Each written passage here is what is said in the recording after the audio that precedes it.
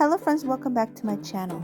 And if you're new, welcome to my channel. My name is Jackie and let's get started. For DIY number 1, I picked up this big pack of oval embroidery hooks. I can hardly say that word. Oh my goodness. And I really like the shape, so I decided I'm going to create some pumpkins with these. So I'm going to begin with the apple barrel paint in the color jack-o'-lantern and paint them up like this. And again, I'll go in with the Waverly chalk paint in the color moss, and I'll dry brush these really quick like this. And now I'm going to use the same fabrics that I used on my last video, these really pretty fall fabrics, these from Dollar Tree and one from Walmart, and I think they're just so beautiful.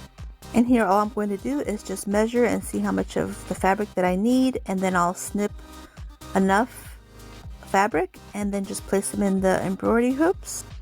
And if you've never worked with an embroidery hoop, all you have to do is place your smaller hoop, your inside hoop, on your table.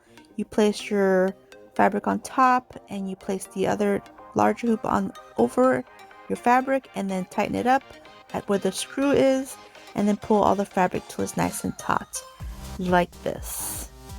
So now once I have this completed, then all I'm going to do is take my scissors and just trim around the whole edge, trim off all the excess fabric that we don't need. And I'm going to do this to all 6 of my hoops until they look like this. Look how cute. Okay, so now I'm going to begin to assemble my pumpkins. So I'm placing the hoops together where the screws are at, the screws that you tighten the hoops with.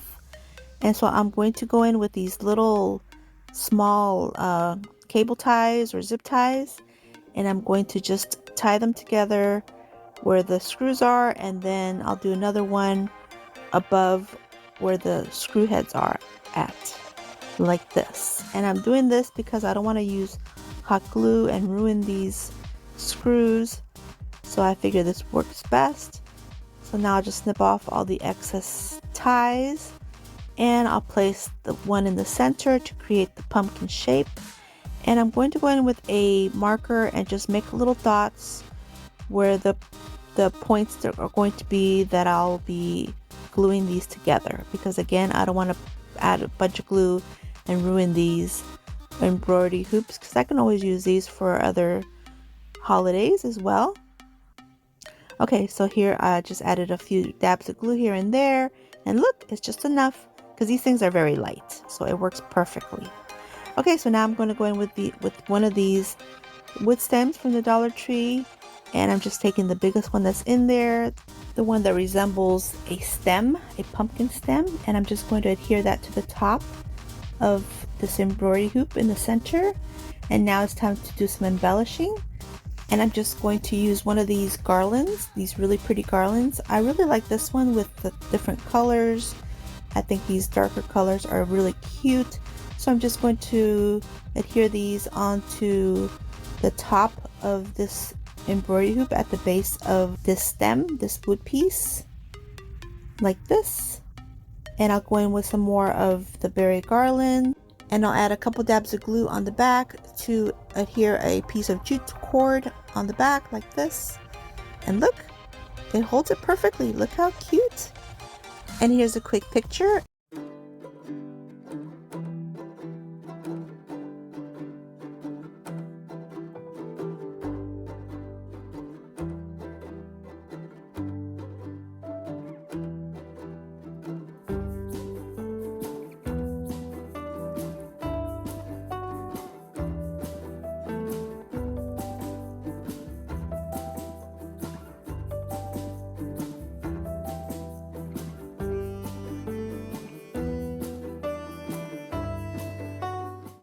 For DIY number 2, I'm going to begin with one of these metal cone wreath forms from the Dollar Tree, and I'm going to use some of these faux leather mini pumpkins, also from the Dollar Tree, brand new for fall. I have 3 in here, but I actually only used 2 of these small ones. And I'm going to use one of these, it's like a velvet pumpkin, and I'm removing this alligator clip. I don't need it. And I'm just going to use one of those.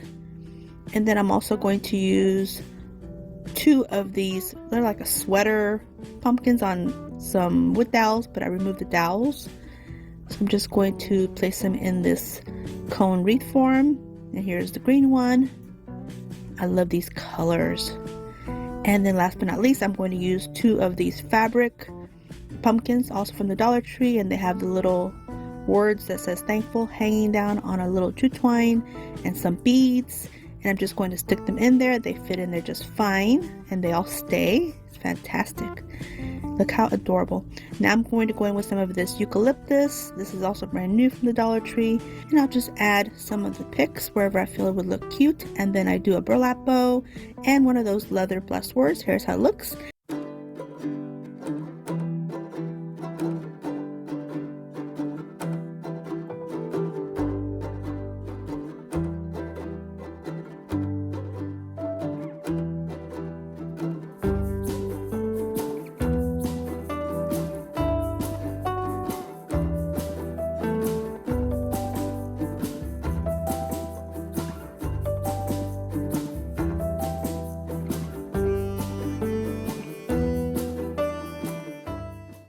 For DIY number 3, I am taking this corrugated metal plaque that's the shape of an arrow, and I'm going to remove the packaging and remove the jute twine, and it's left with these little like eye hooks, and so I'm just going to bend them so they'll be standing out instead of laying down, so they look like this now. And so now I'm going to take one of these really cute little truck napkins, and these came from Dollar General, $1.50 for quite a few of these napkins, but I'm only going to take one. And look how beautiful this is. Oh my goodness, look at those pumpkins, and then the little blue truck, and then gather. But I'm just going to peel off the backing. I'm not going to use it, and I'm also going to cut it in half. I'm definitely not going to use all this, and I'm removing this bottom orange like stripe, and I also end up not using the little pumpkins, but you'll see that in a little bit. So right now I'm taking a little dish and adding a little bit of water and using a really tiny little brush to kind of wet or paint with water around the perimeter of the little truck. And I also do the pumpkin gathering on the left, and I'm cutting off this side on the right, definitely not using that. And so now I'm just going to start tearing the tissue paper, and I'll use the back end of my little brush to help me hold the dry piece of tissue still until I get them all cut out like this, or should I say tore out like this. So now here's my little arrow that's going to be my little house. I think it's the perfect little house shape, and I'm taking my matte Mod Podge and I'm going to paint the bottom edge with the Mod Podge, and I'm going to add this little border that's like little flowers and little berries and what have you, and I'm just gently pressing them down the little gaps that are on there on the corrugated portion of this metal piece. So I'm just very gently, because this is tissue paper. And now I'm going to add my little truck. So I'll add the Mod Podge where I figure the truck is going to go, and I'm doing the same thing, just very gently press down in the gaps of this corrugated shape. And now the little gather as well, and then I do add Mod Podge to everything to coat it and to seal it and get it protected, just like this. So I'm going to set that to dry, and in the meantime I'm taking one of these rectangular wooden planks from the Dollar Tree, and I'm going to sand off the edges, and I'm going to go in with some of the Waverly Antique Wax, and with a baby wipe I'm just going to paint this whole piece, front side, back side, all of it, like this. So this is going to be the stand to my little house. Now here it is, all nice and dry, and I'm going to take my E6000 because this is metal, and metal works best with E6000 or super glue, but I like the E6000 better. So I just add it to the bottom, and I'll attach it to the base, and then I'll just put a bottle of paint behind it to help support it. And I'm taking a little Jenga block, a little assembly tower block, and adding some E6000, and I'm going to turn it around because I'm wanting to place this little tumbling tower block on the back for support. And I'll do a bead of hot glue. The hot glue will go to the wood piece, and then the E6000 will go to the metal piece, and this will hold it up as my E6000 will dry. So now I'm going back in with my antique wax from Waverly, and I'm going to paint the rust effects on the little house. So I just go around it with a little paintbrush until I get it like I like it, until it looks like this. Look at this, super cute. Super cute, but we haven't embellished yet. And now I'm just helping my E6000 dry by adding my heat gun. But since this is metal, don't touch the metal. Do not touch that metal. That metal is going to be hot. But it dried my E6000, so hey, that was a good hack. Just don't touch the metal. Okay, so now I'm taking some of these mini sunflowers, and these are the yellow ones. I think they are super cute. So now I'm going to take 2 stems of these mini sunflowers, snip them off with my EMT shears, and I'm going to put them through the little eye hooks. So that's why I kept the eye hooks. Look at that. That's going to hold them up. Look how cute. Works perfectly, and they fit in there just perfectly. So now I happen to have an extra piece of, actually I had a few extra pieces of boxwood, and I'm just going to add that to the bottom portion because I'm not crazy about all those stems showing, and this helps conceal them a little bit. So I'll add that, and I'm thinking, okay, it's looking cute, but I want to do more. Gotta gild the lily. So here, I'm going to add another sunflower where there was a kind of a gap, and I'm taking these little mini velvet, they're super cute pumpkins. Oh my goodness, these are so adorable. I'm just going to add a little dab of glue and add it to the front. And this little picket fence came off of a frame from the thrift store. It was just painted white. So I'm going to go in with the Waverly Antique Wax just to stress it a little bit, make it look aged and ready for fall. So I'm just going to keep painting it until it looks like this. Really cute. I'm not even going to wait for it to dry. I'm going to go ahead and just add my hot glue, 4 little beads of glue, and place it over here on the left side. Look how cute. So now I'm taking this new ribbon from the Dollar Tree. It's the new one of the new fall ribbons. It's really pretty, and I'm just going to make a really quick bow, just really quick. And once I get it how I want it, then I'll just go ahead and add a dab of glue, and I'll place it on the very top of my little house. And off camera, I did add a few more little embellishments.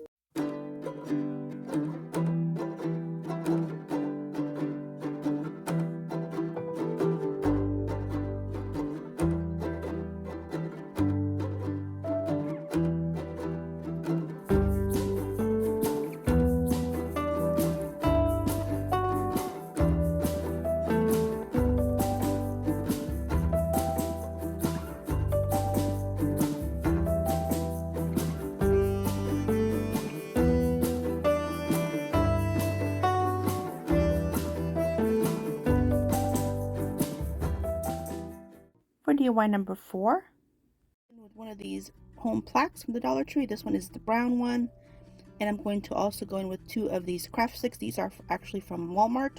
They're the large ones, not the jumbo ones. I'm going to use my EMT shears to snip off the ends, kind of miter the corners so they'll fit on the front of the roof of this little house form, just to give it a trim. And just to get it perfect, I'll line it up with the other piece and then snip off the excess, and then also do the same to the other ends. And I'll just match them up, make sure that they're nice and cohesive. That way they look good. And I'm going to take some Waverly chalk paint in the color moss, give them a good coat. And I'm going to go in with a Waverly chalk paint in the color plaster to do a dry brushing on the house form itself. So this is going to have a lot of different textures.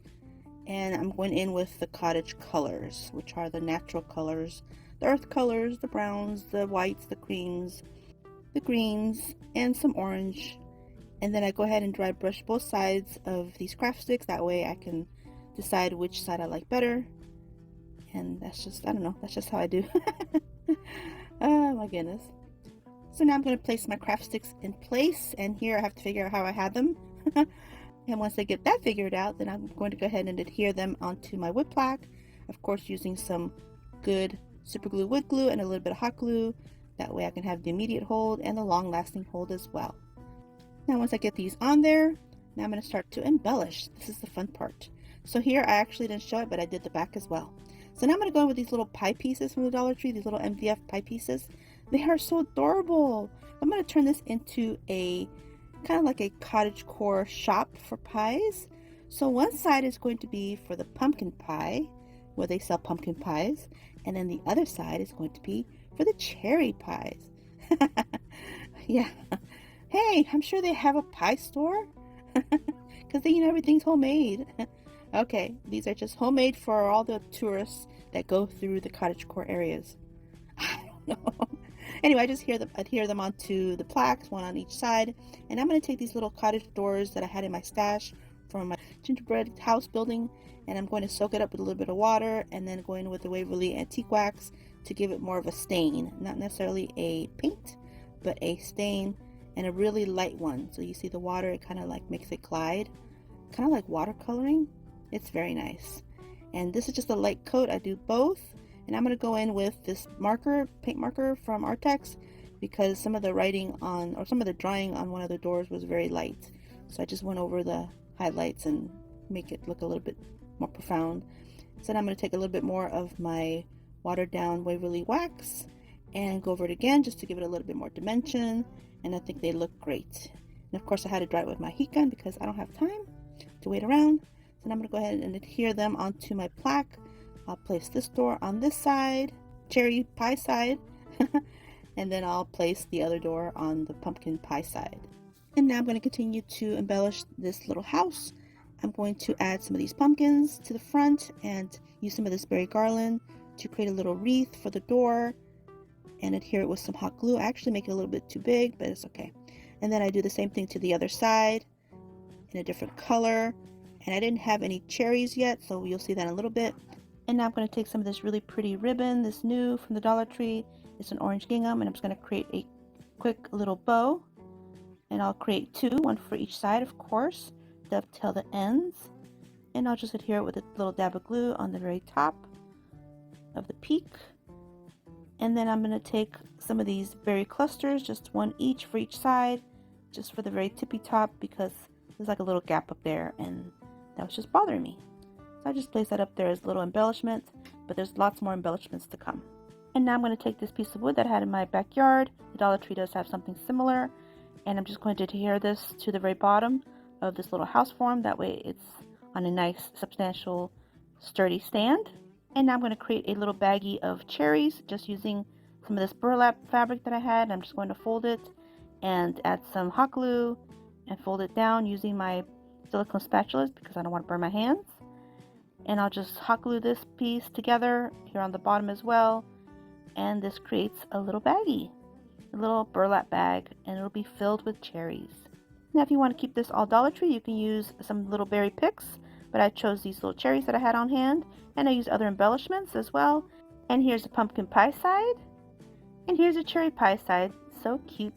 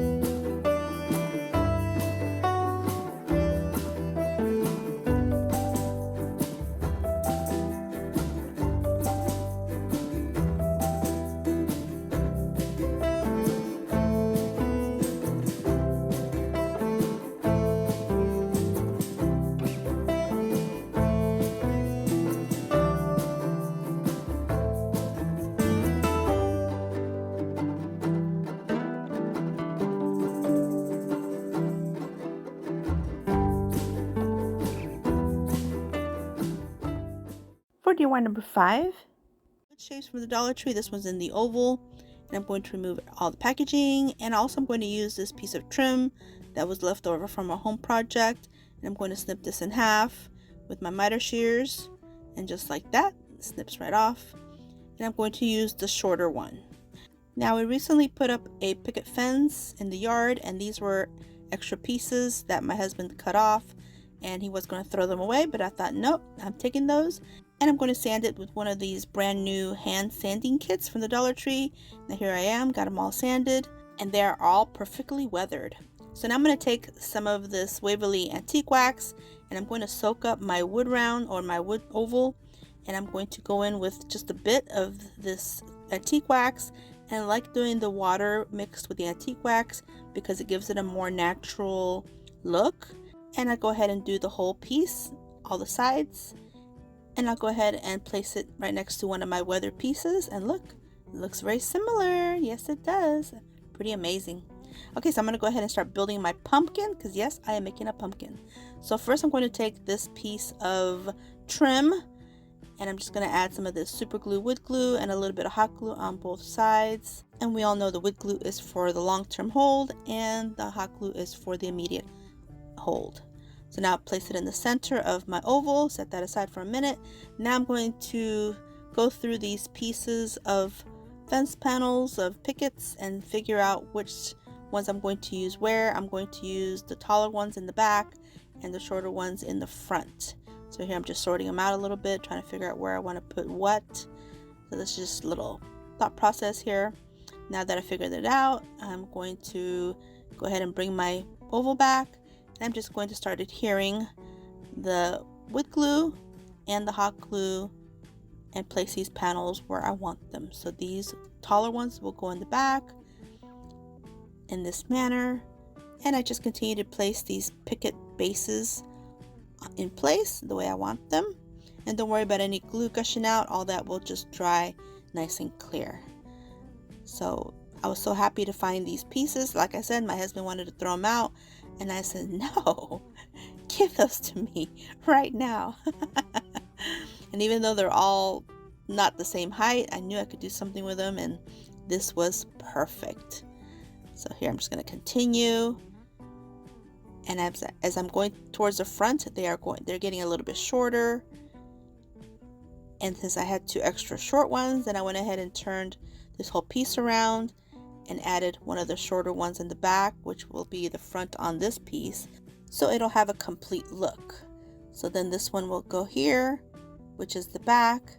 Now I flip it back around, and I had one more, and I'm just going to squeeze it in the very front, and that'll kind of conceal the rest of the oval piece, the base, like this. Look at that. I see a pumpkin.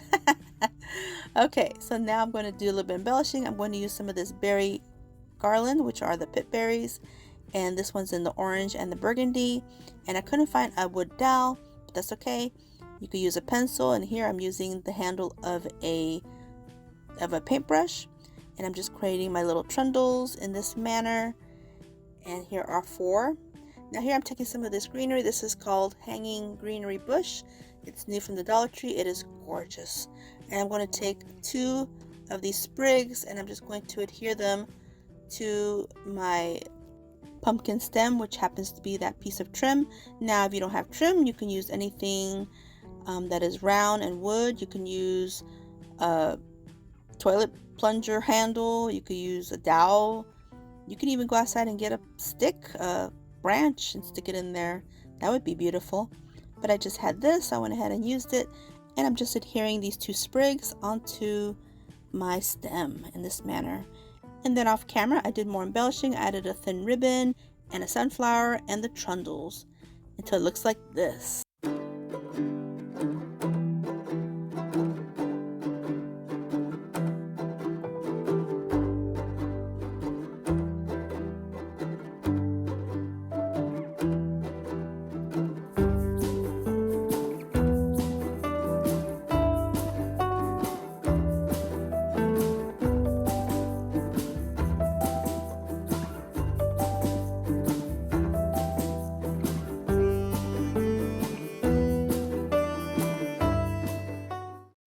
For DIY number 6, poetry, it's super cute. This one says falling leaves, and so I just picked up an extra one so I can make this project. And I took my finger sander and removed the wording on there, and then removed the label on the back. I want to make this rolling pin, I want to remake it a do-over, and I want to make it a 2-sided one. That way wherever you have it on a table or what have you, you can have it both sides. So I painted it first with some white chalk paint, and now I'm going to take some of this burlap from the Dollar Tree, and I'm going to snip it in half and pull off some of these pieces, that way the edges fray a little bit. And I'm going to go in with my Mod Podge and this Freeman brush. This is one of my favorites for Mod Podge. And I'm going to do a nice thick coat. Place my burlap piece on top and give it a nice thick coat as well on top, like this. And of course I'm going to do this to both sides. And I'm going to use these clamps, these craft clamps, to keep it standing. That way it can dry well. And now I'm going to take some of this ribbon from the Dollar Tree and create 4 little bows, because I want bows on each end of this rolling pin and on both sides. So I'm just going to snip off these tails, make them into dovetails like this. And now all I have to do is adhere them on the sides of the rolling pin. But first I'm taking my distressing ink again, and I'm going to do a little distressing on the white portion of the rolling pin block. So I'll do all along this perimeter and on the back as well. Make it nice and cohesive. Give it that worn look, that other dimension that would go well with Cottagecore aesthetic. And then once all my bows are on there, then I'll add these Farm Fresh wooden pieces from the Dollar Tree on both sides with a little bit of hot glue. And then that is it. This is how it looks.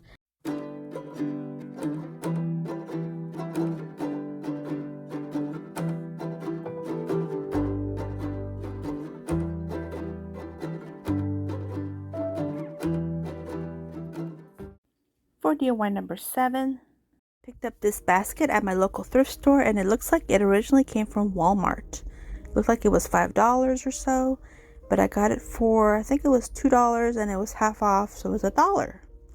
And look how cute it is. It says Happy Harvest, and it's that wood, like a apple basket, I think. Anyway, I'm taking some of this white chalk paint by Waverly, and then with my chunky chippy brush, I'm just going to very lightly distress this whole basket. And look at this. I always do this. I don't know why I always go heavy-handed when I first start distressing. I don't know, it just happens. But I'm going to go with it. Anyway, I'm going to keep working it till I get it to look like this. And look, I did the inside, I did the outside, I did the handles, I did the bottom, I did the whole thing. I think it looks beautiful. Okay, so it's a little bit light, so I'm going to go ahead and use some of these rocks, these pebbles from the Dollar Tree, just to give it a little bit of weight, weigh it down a little bit. And now I'm going to go in with some of this beautiful ribbon from the Dollar Tree, and look, it's got the leaves, because after all, this is a leaves and flowers playlist, right? So I'm just going to take my ribbon and kind of wrap it around the basket on the circumference to see how much I need, and I'll snip it off my scissors. And so now I feel like it's a little bit too thick, so I'm going to go ahead and fold it in half. And I know this is not typical, but I think for this application it works well. And now I'm going to add it to my basket, to the center of my basket, and I'm just going to hot glue it in place. So once I have that hot glued, I'm going to take some more of my ribbon and I'm going to make a super quick bow. Now I do know how to make a regular bow, but I wanted to show you guys another way to make a quick bow. If you don't know how to tie a bow, you can always do it like this. Just make like a kind of bow shape and cinch it in the center and add some jute twine, and that makes a really quick bow. Or you can make the traditional tied bow, which you guys know I know how to make. So anyway, you just take the jute twine and you just tie it with a double knot, and then snip off the excess, and then fluff up the bow part. And for this one, I'm going to go ahead and make the dovetails. So I just fold it in half on the bottoms and cut it at an angle like this. So I cut them both. Very easy. And now look at that, it's perfect. So I just fluff it up, and I'm going to go ahead and glue it. I wanted to glue it to the front, but then it would kind of cover up the happy harvest. So I decided to glue it on the top left hand corner, and I think it looks super cute. Now all I have to do is add my florals, some dallilas, some sunflowers, and some I was showing you that these flowers have burlap petals, and some of these mini pomegranates, some of these foxtails, these dripping blossoms and these maple leaves, and then this one fall pick with a big pomegranate.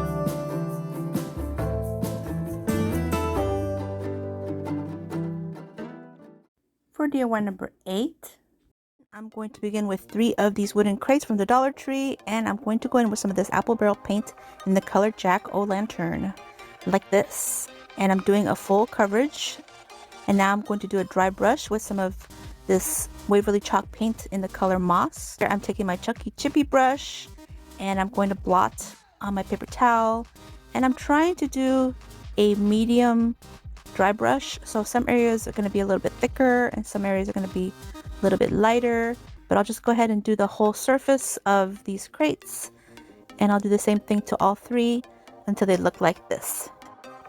And now I'm going to go in with these wood stems, and these were from Dollar Tree last year. I haven't seen them this year yet, but hopefully they'll be coming out with them again.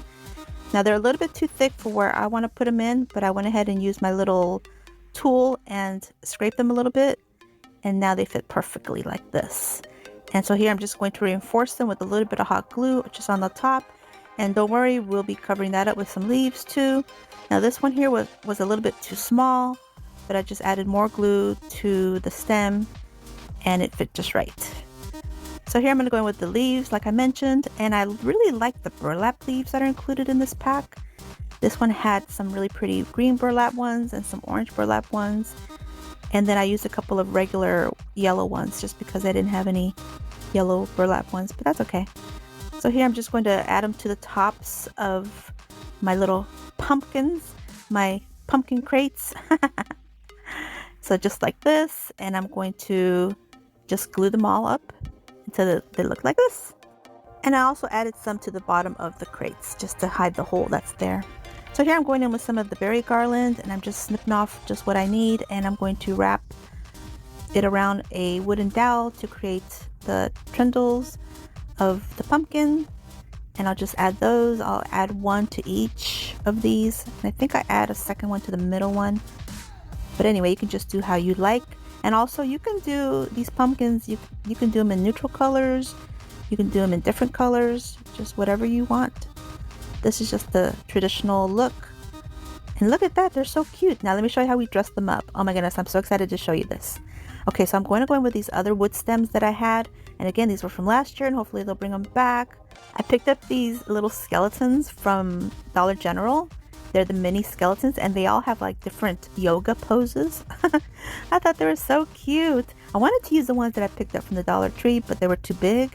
But these fit perfectly because they're smaller. But look at that! You can dress these up for Halloween, or you can dress them up for, well, here's another Halloween theme out of these little solar lights for the kiddos. Let the kiddos dress them up. Or you can add some of these burlap little decor pieces. And these are for fall. You can have the kiddos put those in there. Look how cute. But my favorite, I gotta show you my favorite. My favorite are the owls. Oh, look at that! So cute! And if you don't have any of the wood stems, you can always go in with some of these mini hay bales.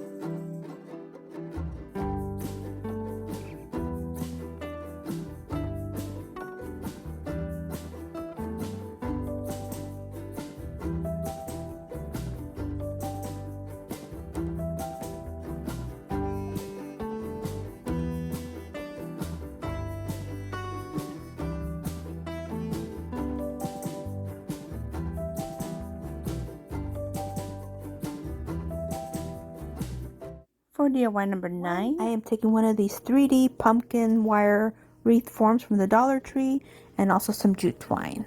And I'm going to go sit at my couch, watch some TV, and just wrap this whole thing up.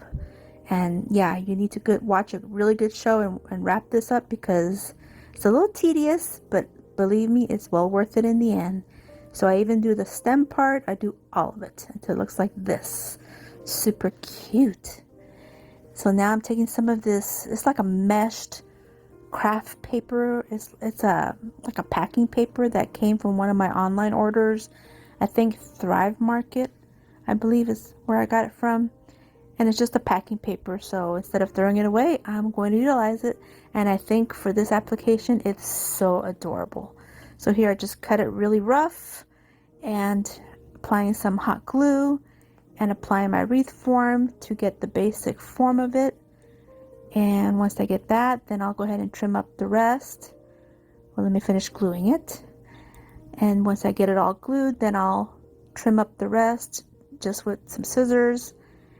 And look at this. This gives it such a cute look, very unique, almost like trash to treasure.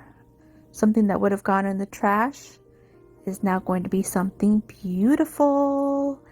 And I've never seen anybody else do this. So yeah, let me know if you guys have seen this before. I know you've seen them do the 3D pumpkin form because of course Dollar Tree sells them. But have they used this paper? Oh, I don't think so. Okay, so here's my mess. Okay, so now I'm taking some of these pomegranates and foxtails and these pretty flowers and just different florals, different fall florals.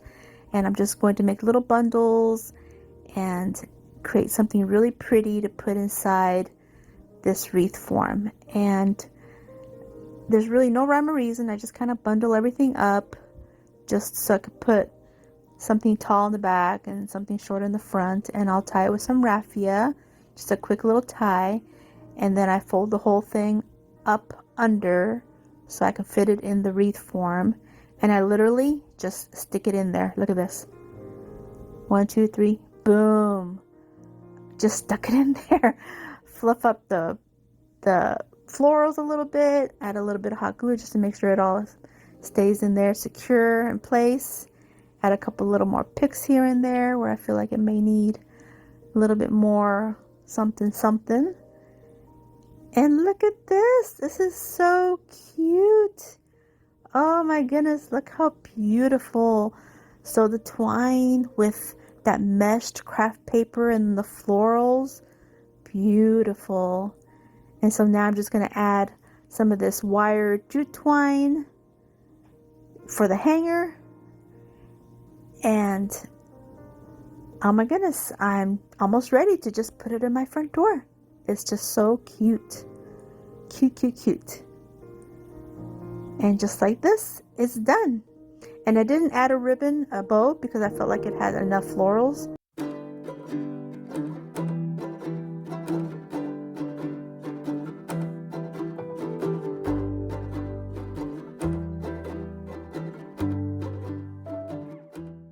For DIY number 10, this beautiful tray. So I decided, I've seen these kind of trays at Dollar Tree. So here I'm going to use this tray here, and I'm going to go in with some of the Waverly chalk paint and the color plaster and paint it up like this. So now I'm just going to set this aside, and I'm going to take one of these really pretty napkins, and these were sent to me by that same fantastic, wonderful subscriber. She sent me a bunch of really great items. Oh my goodness, she's fantastic. So I'm taking this napkin and I'm going to peel off the backing, the extra layer that's on the back. We're not going to need it. Well, actually we do need it later on for some dry brushing. You know, can't waste anything. Makes a perfectly good napkin. So here I peel it off, and I'm going to go in with my scissors and remove all the excess paper that I'm definitely not going to need. And I actually only end up using one of these two. I thought I would use both, but no, I end up just using the one. So disregard the fact that I'm using two here. So here I'm going to go in with my little bowl of water. I put a little bit of water in my little bowl and a tiny little brush, and I'm going to paint with water the lines where I want to just rip off the excess paper. And this works perfectly because once this kind of tissue paper is wet or napkin paper is wet, it just tears off really easily. So just go above the picture that you're trying to keep, and then once it's wet, just tear off the excess, and you have a perfectly molded, shaped piece of napkin that you can decoupage onto whatever surface you'd like. In my case, it'll be on this tray. So here I realize I'm not going to use that second one. So here I'm going to make sure it's going to fit, tear off some more of the paper, and I'm thinking right here would look really cute. I'm just going to snip off some excess on both sides. And I'm going to go in with some of this Mod Podge. This is the dishwasher safe. And I'm just going to add the Mod Podge onto the center of this tray. And then add my piece of napkin on there. And add some more Mod Podge on the top part. And then put more Mod Podge on the top of everything just to seal it all up until it looks like this. Look how cute! So now I'm going to do a little dry brushing, and I don't show it until a little later. I thought I had the camera on, but I didn't. But here it is. I remembered and I turned it on, and I'm just doing some dry brushing on the beaded part, where it's like beaded accents, and also on the center, more, like very lightly all over the center. So essentially, I dry brushed this whole piece, but mostly on where the beaded accents are. And I just keep adding the dry brushing until it looks like this. And that is it. It is done.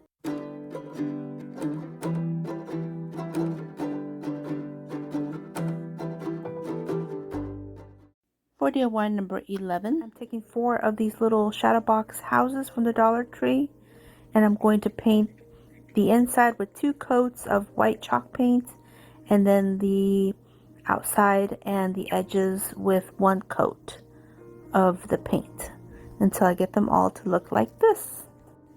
And now I'm going to take some of these sunflower wall stickers from the Dollar Tree, and I'm going to place 1 inside of each of the little houses.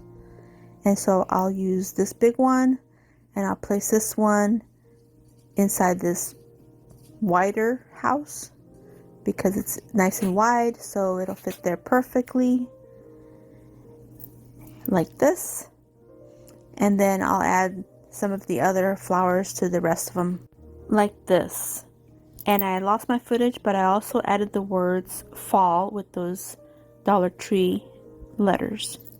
And so now I'm taking some of the foliage plants from the Dollar Tree, and I'm just cutting off a couple pieces and adding them to the bottoms of these little houses, just to give it a little bit of that garden kind of look, kind of like a fall garden, something you would find on the sunflowers.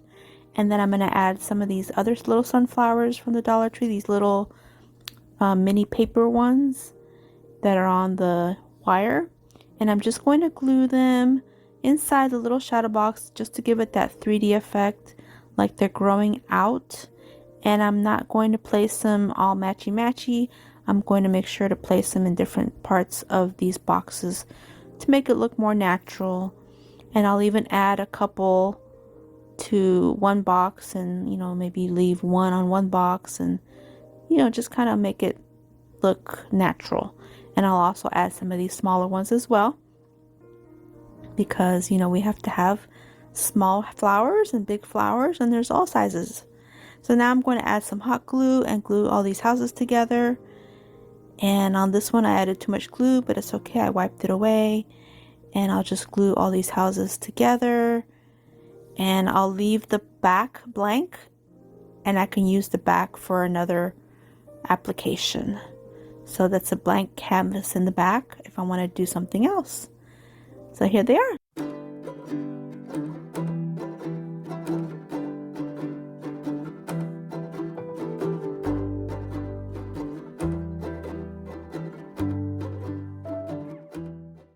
For DIY number 12, longer dowels from the Dollar Tree, and 9 assorted pumpkins, 3 of the large foam ones, 3 of the mid-sized foam ones that are covered in velvet, and 3 of the smaller ones that have the flowers on top.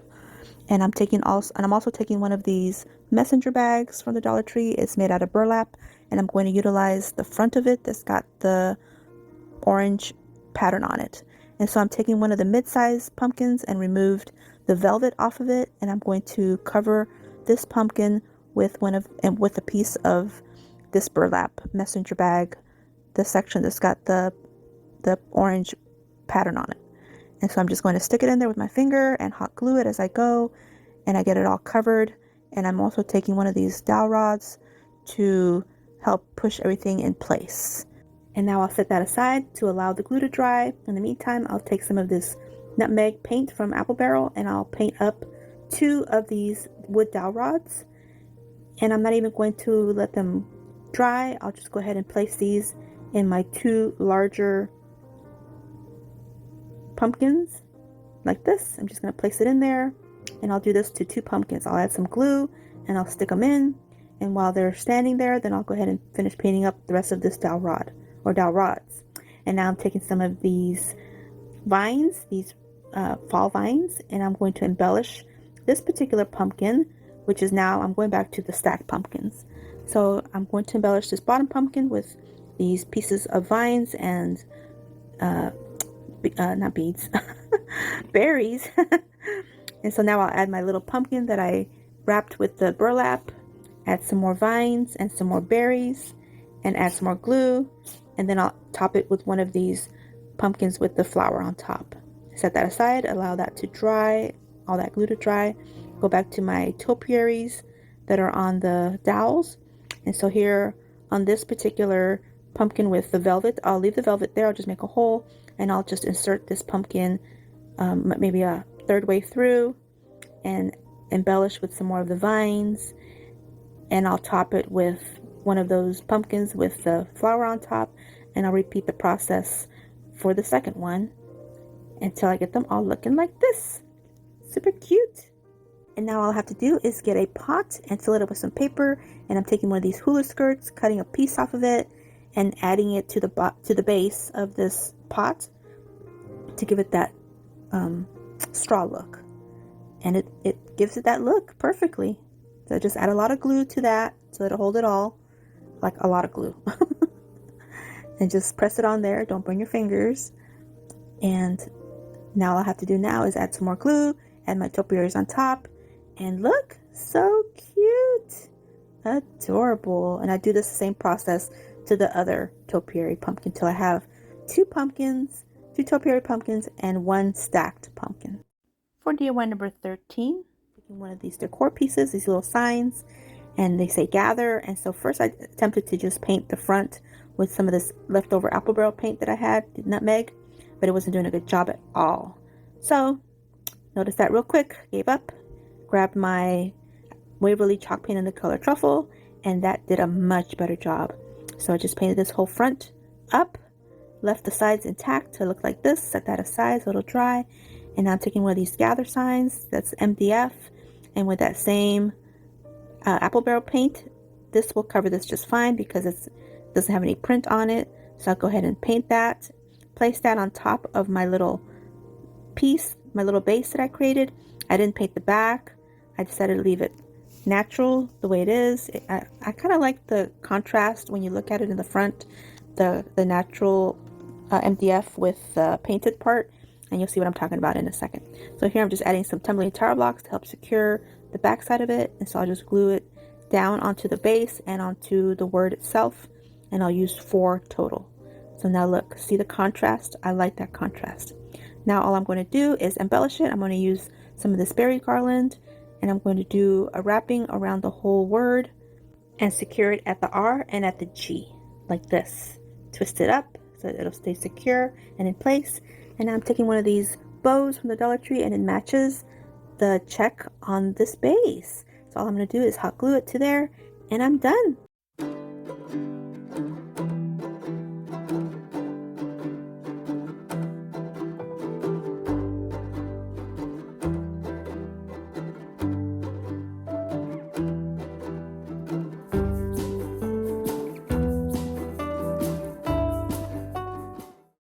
For DIY number 14, I am taking one of these pumpkin pie, it's like a reverse shadow box made out of MDF chipboard, and I'm going to go ahead and pop it open and I'm going to remove the sides.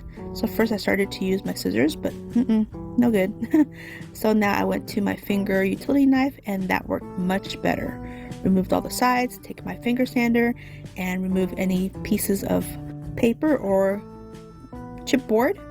Now I'm taking one of these new cutting boards made at MDF as well. This is from the fall collection, and this pumpkin piece fits perfectly on there. I don't have to do anything to the cutting board. And now I'm taking some of this burlap trim, and I'm going to trim out this piece that's got the pumpkin pie recipe, and I just go ahead and go all the way around with it. Look how adorable. And so now I'm going to take some jute twine, just wrap it around the handle, and I wrap it around a good, I don't know, 4 or 5 times or so, just till it was to my liking. And you can do this however you like. Tie off the back, add a little dab of glue to hold it in place, and the back, that's also a clean slate for something else if you want to do that too, for sure. Now I just turn it back over, and now I'm going to do a little bit of embellishing. I'm going to add one of these burlap bows, and on the bottom I'm going to add some of this berry garland and just wrap it around the bottom. And then I'm taking my lighter and removing all the fuzzies, because you know those fuzzies are not pretty. So I just do that real quick, and everything comes off beautifully. Here's how it looks.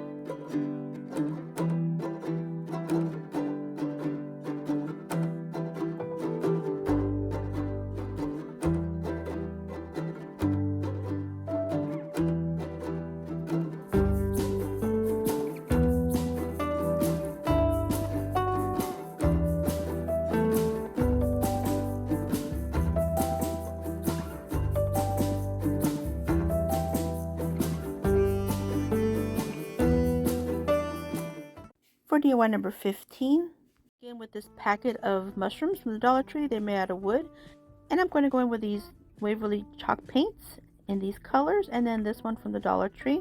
And so I did 3 in fall theme, 3 in Halloween, and 2 for Christmas. And now I'm taking these furniture feet that we found on the side of the road on a piece of furniture, and of course I had my husband stop and we got them. So I cleaned them up, and I'm going to go in with this chalk paint in the color Pumpkin by Waverly. Give it a dry brush on 2 of them, and then I'll use Waverly chalk paint in the color Moss to do a dry brush on the other 2, and just give it that nice cottagecore look. That way they look like they've been around for a while, even though, you know, they are makeshift pumpkins. I thought they were perfect for pumpkins. Look at the shape. Oh my goodness, can't get any better than that. And they're solid wood. This was a great find. So once I get these all nice and done, set them aside to dry completely. And then I'm going to take this pack of wooden knobs that I got from Amazon. I've had them for a while. And I'm going to take the screw that's in it, and I'm going to first make sure that it's going to fit in there, the head of it, and it does. And so I fill the hole with hot glue, and then I place the head in there, and I tap it in with my rubber mallet. And I'm going to secure the screw itself with this fix-all from Super Glue from the Dollar Tree. The hot glue is really not holding this screw, it just filled in the hole. The fix-all is what's going to hold this screw in place. And I did this to all 4 of these pumpkins, and as they sit and cure, I will now take the Waverly Antique Wax and stain these knobs. Now once these screws are nice and secure in place, then I will take the knobs and place them on. Before I screw them all the way down, I do add some of the wood glue, that way it's double adhered. And then using a baby wipe, I just remove any excess glue that might have oozed out. And then off camera, I did do all the embellishing because it took me a while. I used florals and burlap leaves and some of those little mushrooms.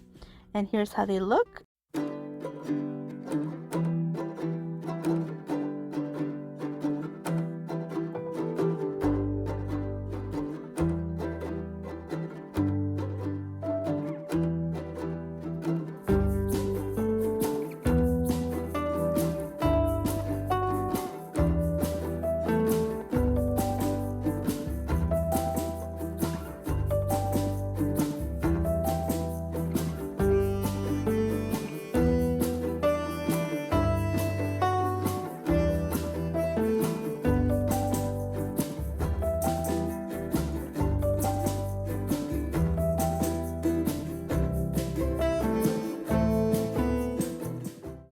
DIY number 16, I'm taking some of these glittery pumpkins from the Dollar Tree and a couple of these little knobs from Amazon, these little crystal knobs, and I'm putting the little screws back on, and all I'm doing is pushing these in there, and look, these are a Pottery Barn dupe. Look at that. Wow, what do you guys think? And even though they are foam, they still look great.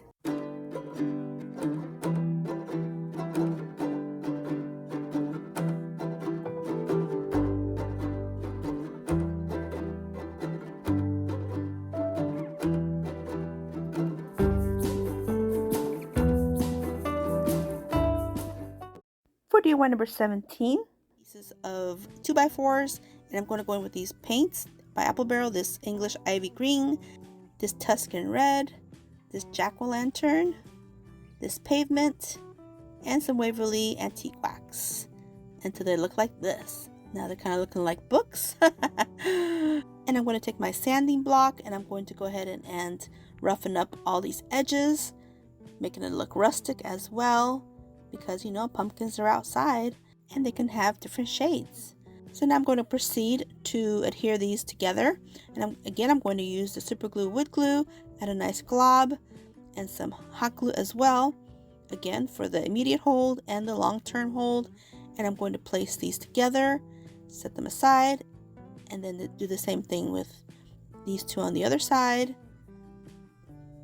in this manner, and then finally adhere everything with the center one that had the Waverly Antique Wax. This one I want a little darker with the antique wax, so this is the look I wanted. And I intentionally didn't paint the centers because I wanted to make sure that the wood glue would adhere well, as best as possible, because this little grouping is a little bit heavy.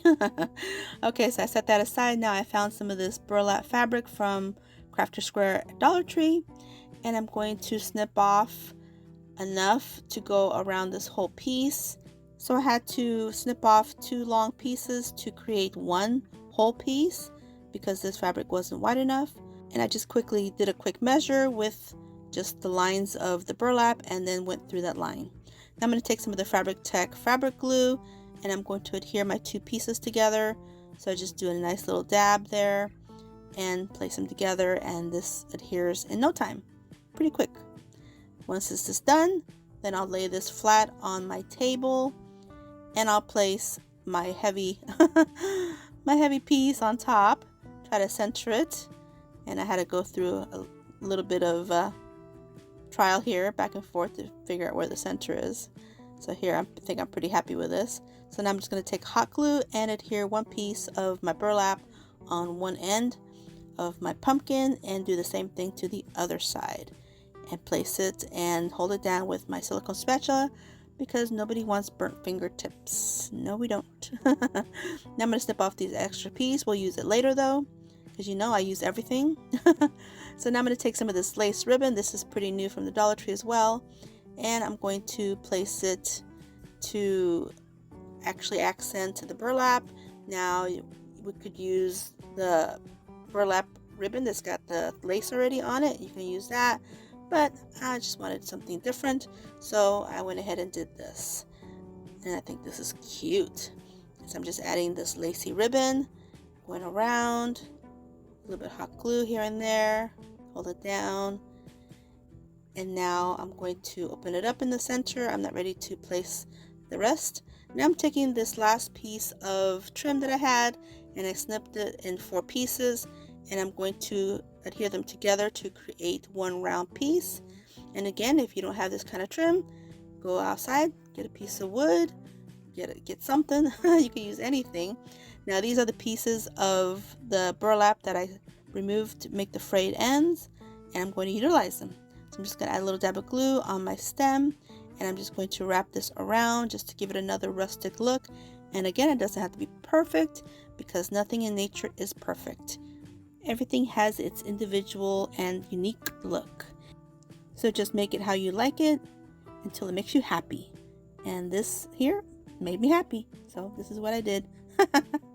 And if these pieces, they all frayed out, so be it. I want that rustic look for my pieces. Now I'm just going to go ahead and adhere it to the middle piece of 2x4 in this manner. And now I'm going to finish adhering my burlap fabric and my lacy ribbon in this manner on both sides, like this. And now with some scissors, I'm just going to go ahead and create some leaves just by cutting them. So like this. Super easy to make a leaf. I don't think that's difficult. And I do this to both sides, and I do it to the lacy ribbon as well until they look like this. Now I'm going to take a sunflower and place it in the center, and I'm taking this piece of burlap and placing it on the top of my stem, and once it's adhered, I'll trim off the piece so it'll be round like this, and that way it looks more finished.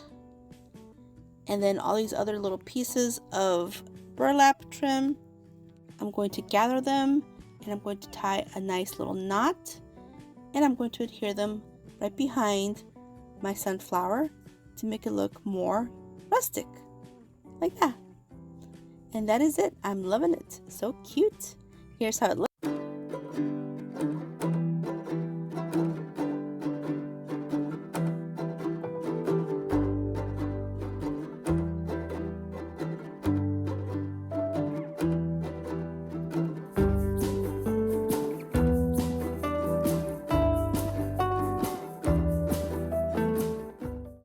For DIY number 18, I am taking 4 of these new calendars, Farmhouse calendars from the Dollar Tree, and I'm just going to use certain little pieces on the back, 2 on this one, 1 on this one, 1 on this one, and this one didn't have any fall, so I just skipped that one.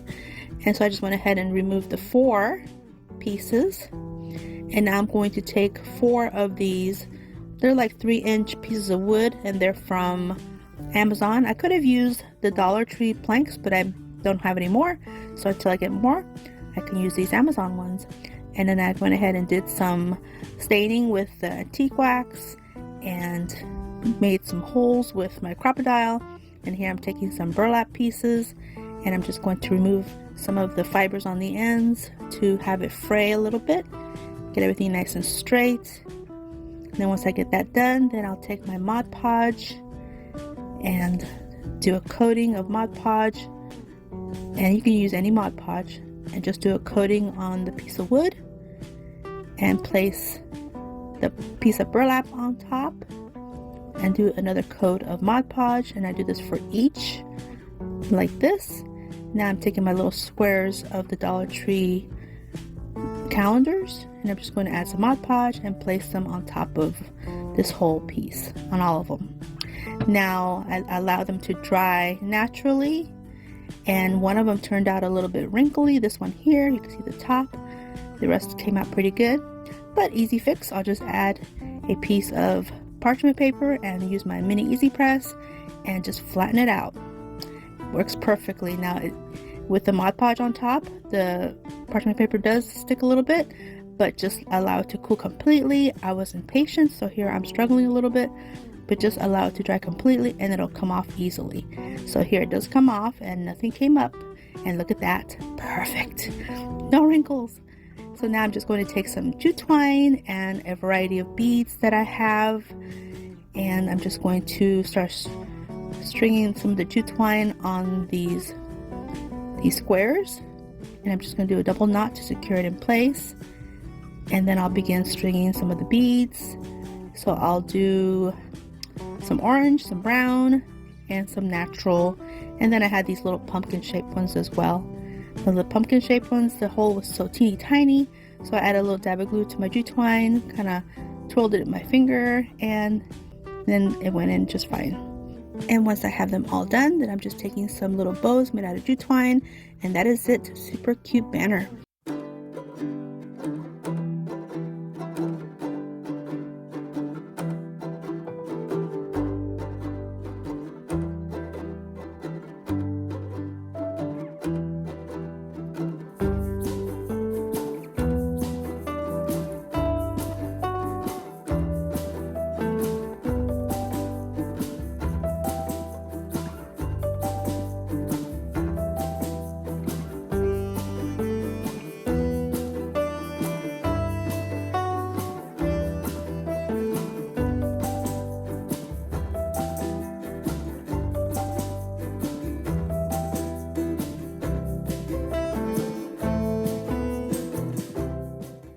DIY number 19, I'm just going to give this little wood block house a little uplift, and I'm removing all the twine, and I'm going to go in with some of the Waverly chalk paints in the color Truffle, Hazelnut, and Merlot, and I'm just going to mix them all together to create my own little custom color, because I just feel like this color is a little bit too drab.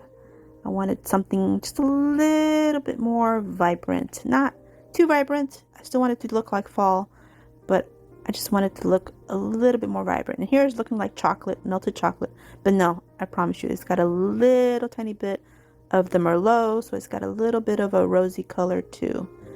I don't know, I just think it's a cute color. So I just go ahead and paint this whole thing with it. And then to give it a really good uplift, once it's dry, then I'm taking some of the tumbling tower blocks and I'm going to add glue to the little roof line. And these tumbling tower blocks already come in this color, and all I'm doing is lining the roof with these little blocks just to give it that extra little oomph. Just that little look. So just 4 blocks on each side, 8 total. And then I feel like in the center is like missing a little piece, so I'm getting a little bit of a skewer, and I'm just going to stick that on there. And then I go in with some paint and paint that up, and then put a little wreath with just some greenery and put it around the gather. And I'll go ahead and put the jute twine back on. I'll just glue it and glue it on the back, and that is it. Little upgrade, super cute little block house, all ready for fall.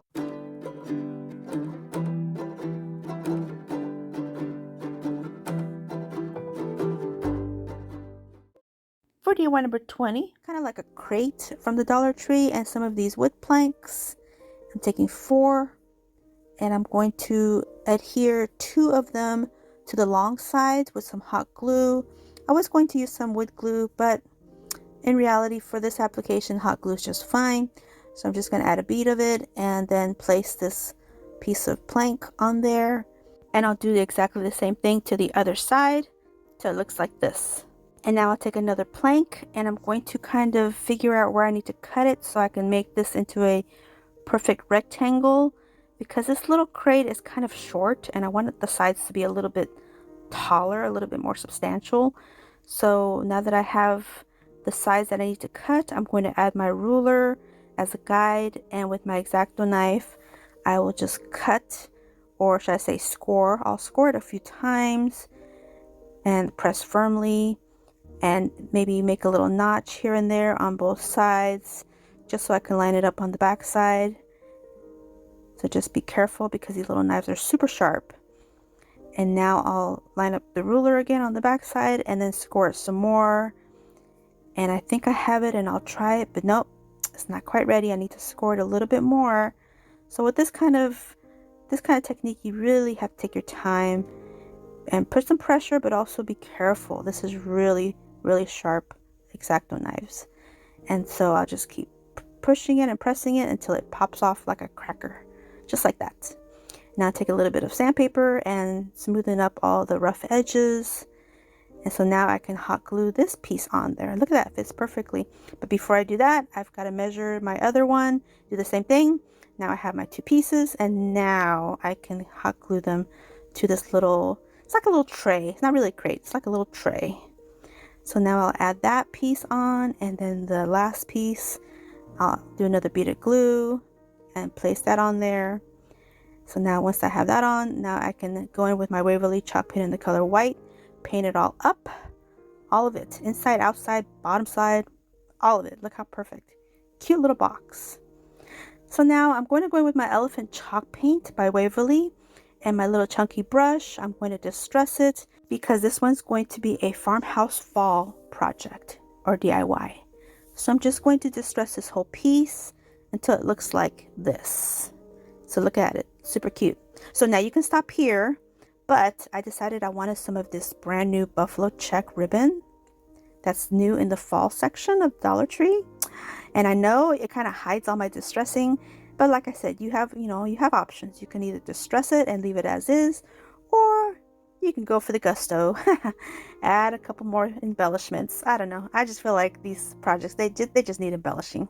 So I added the ribbon, and now I'm going to do another piece to do a bow, just like I did for my little basket.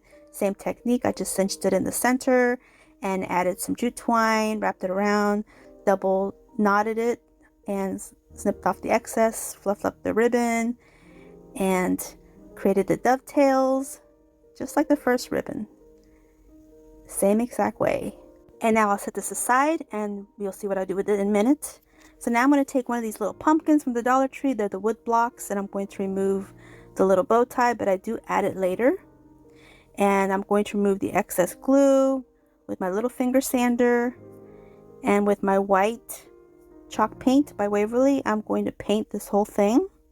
I first start just painting the bee on it, but then I decided to paint the whole thing. And now I'm going to distress with the same elephant chalk paint. And first I was just going to do the perimeter, the little edges, but then I ended up just doing the whole thing until it looked like this.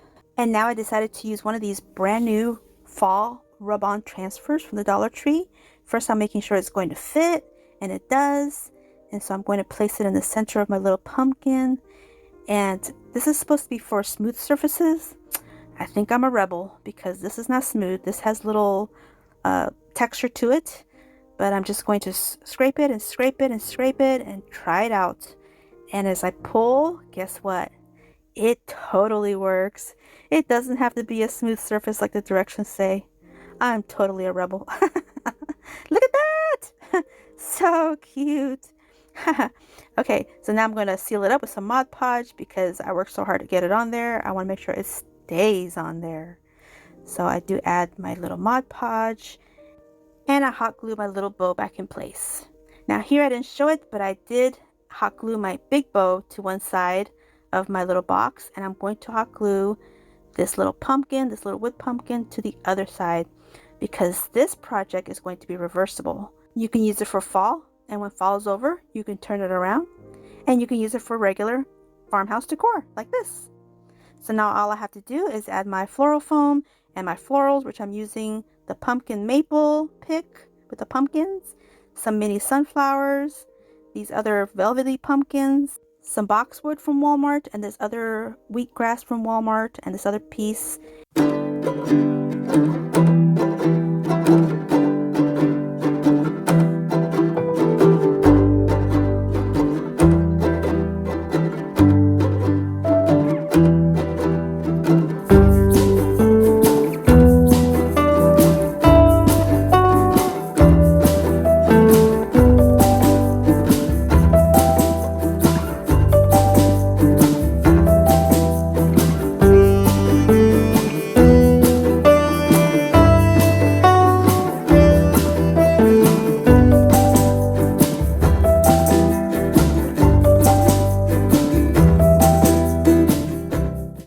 Number 21.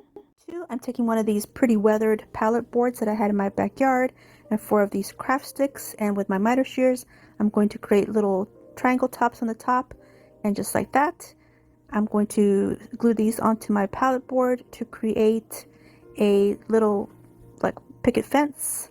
And I was going to paint them, but I figured since the weathered pallet board was already in one color, I figured I would just leave this the natural color, because when you buy the fence panels they usually come this natural wood color anyway, so I figured I would leave it like that.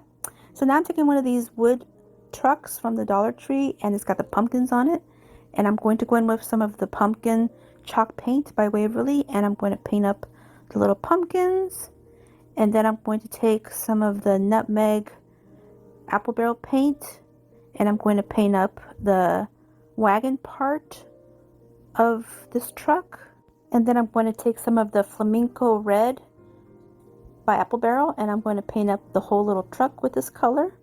And I'm going to dip my brush back into the nutmeg just to give it a little bit of rust on some of the edges of the truck. And I also do it to the pumpkins just to give it a little bit of a highlight, a little bit of distressing on it, just to make it look a little bit more natural. And now I'll take some of this pewter gray by apple barrel to do the hubcaps, and some of the black by apple barrel to do the tires until it looks like this. And now I'm ready to add my little red truck to my pallet board, and I decided I want this to stand out a little bit more like a 2D, so I'm adding these 4 tumbling tile blocks, just going to glue them on the pallet board, and then I'll glue the truck onto the tumbling tile blocks till it looks like this. And now it has more of a 2D effect with that gap inside. And it's a perfect space to add my little scarecrow. And these little scarecrows will represent my grandchildren. Because yes, I always have to do that. So here I'm just going to stick them in there and they fit in there perfectly. And once I get them all in there, it's like, yes, we're all going to Mimi's house. The gangs are going to Mimi's house. But look how cute. So now I'm going to embellish this whole setup with some of these really pretty sunflowers that are from the Dollar Tree. They come on these little wires. And I'm going to take apart a few of them and add a little bunch and hot glue it to the fence to make it look like the flowers are just growing out by the fence, and some of the little teeny tiny ones as well, because you know sunflowers, they don't just all have one size. There's always some little ones and some big ones. So I'll just keep adding, and then I'll also use some of this greenery from the Dollar Tree because it's got to have some greenery too, and it just gives it that really cute look, super cute look, until it looks like this. Look how adorable. So now I'm going to take a couple of these tumbling tower blocks. I'm just going to glue them together, and I'm going to glue enough to make a little sign that's going to go on my little fence panel. And with the marker, I'm just going to write, I'm going to keep it simple and just write Mimi's house, just like that. And now I'm just going to hot glue this to my fence panel, and that is it.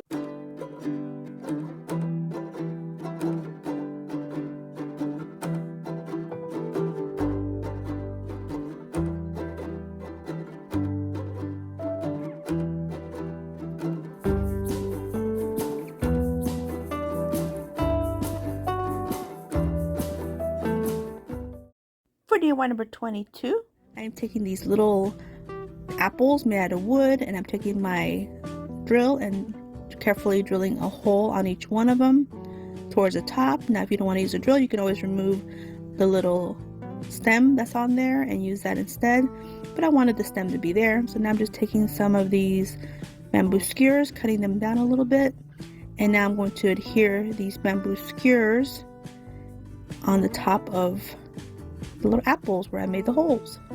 So we're going to make some candied apples and caramel apples. Yeah. So here I'm taking this little box and I placed a piece of parchment paper on top, and now this little container that's kind of short and kind of narrow, and some Mod Podge, and I used the gloss Mod Podge. And now I'm going to use some of this apple barrel paint in the color Territorial Beige, mix it up, try to make the perfect caramel. So now we're going to take some of these glass beads because I wanted to dip them in there, see how that would look. So here I'm dipping my first little apple in my faux caramel, and it works perfectly because the container is rather narrow. So look at this, it's so cute, adorable. So now what I do is I go ahead and while it's wet, I put it in my glass beads, and it worked okay, but I wasn't crazy about it. So I think I only do 2 with this. So now I feel like my caramel looks a little bit too pale.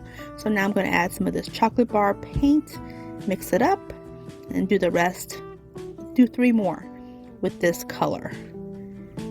And I like this color better. It looks a little more toasty. And I do 3. And then with the rest, I go ahead and mix some red paint from Apple Barrel in the color Bright Red. Mix it in my existing mixture, and now we're going to make some candied apples with the rest. So 4 caramel apples and 4 candied apples, and only 2 will have the glass beads because I wasn't crazy how it looked.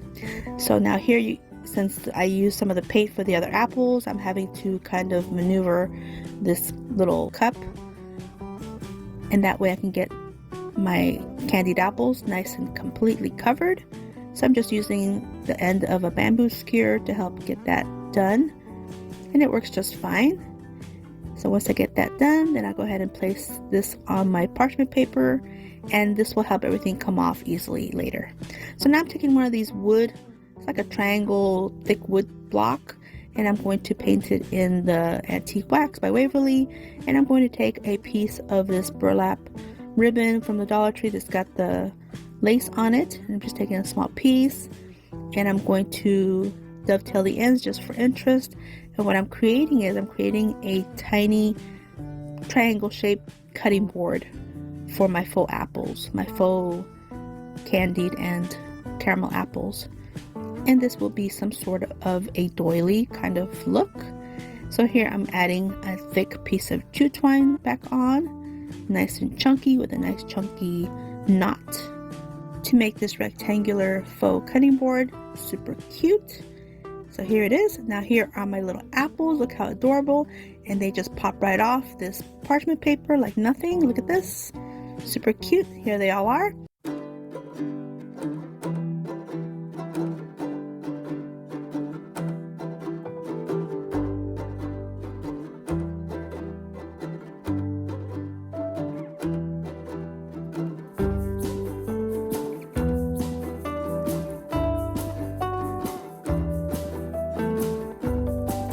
For DIY number 23, one of these bubble play sets from the Dollar Tree, and I'm just going to use this little dish. I'll put everything away, and now I'm going to grab one of these sprinklers, also from the Dollar Tree, and I'm going to remove the little valve part. I don't need that. And I'm going to remove this back piece that hooks up to the hose, and I'm just going to use my little screwdriver set to remove the screws and remove this piece. And now I'm still left with this plastic piece sticking out of the back, so I'm going to use my bigger X-Acto knife, and I'm going to just cut very carefully until it pops right off like this. There's still a little piece left, so I went ahead and removed that and used my pliers to pull it off like this. So now I'm left with this hole. Okay, so now this hole here, I want to fill it up. So I'm going to take some of these rocks from the Dollar Tree, and I'm just simply going to fill it up with rocks all the way to the top of the octopus's head until it looks like this. And now I'm going to secure this little basketball that's on top of his head because it moves. So I'm just going to add some glue and secure it in place. And now I'm going to add one more rock on the inside, and I'm going to add some glue on the inside to secure that rock inside like this. So it's pretty full. So now I'm going to take some of these little beads, and I'm going to place some around the gap on the bottom and also around the gap on the top of this little octopus. So it looks like this. And I'll add some glue as well to help secure it in place, so it won't move around too much when I paint it. And now I'm not liking the way that hole is on the back, so I take a craft stick and I just cut a piece like in a circle shape, add some glue to the hole, and push that in there like this. So now all I have to do now is add some glue to the back of my little dish and place my whole little sprinkler on top of that like this. So yes, this is going to be another little riser. I love making the risers. So now I'm going to take some Waverly chalk paint and the color plaster just to do a quick coat and remove the color. But some of that paint is cracking, so that's not a good thing. But that's okay, I'm going to remedy that. I'm taking some baking soda and some of the Waverly chalk paint in the color Elephant, and I'm just going to mix it together. Basically, I just did, I want to say it's a good 2 tablespoons, and then I just added some of the paint and mixed it with a bamboo skewer. And if it's too thick, you can always add more paint. If it's too thin, you can always add more baking soda. So now I'm taking my brush and I'm just going to brush this on the whole piece until it looks like this. So now it's starting to look like stone, and I didn't do the top, but I will. So now I'm going to take some of this, the Waverly chalk paint and the color plaster again, and now I'm just going to dry brush. And I don't know why, but I always end up dry brushing the beads a little bit too much, but I always go back and fix that. So here, yeah, maybe I should start on something else instead of the beads. But I basically dry brush the whole setup, this whole little piece, and I just take my time and get it nice and worn looking. I want that stone, that worn stone look, kind of like it's been out for so long, so it's starting to show the white on it. So it looks like this. Look at that. It looks like stone, and with all the rocks inside, it's heavy.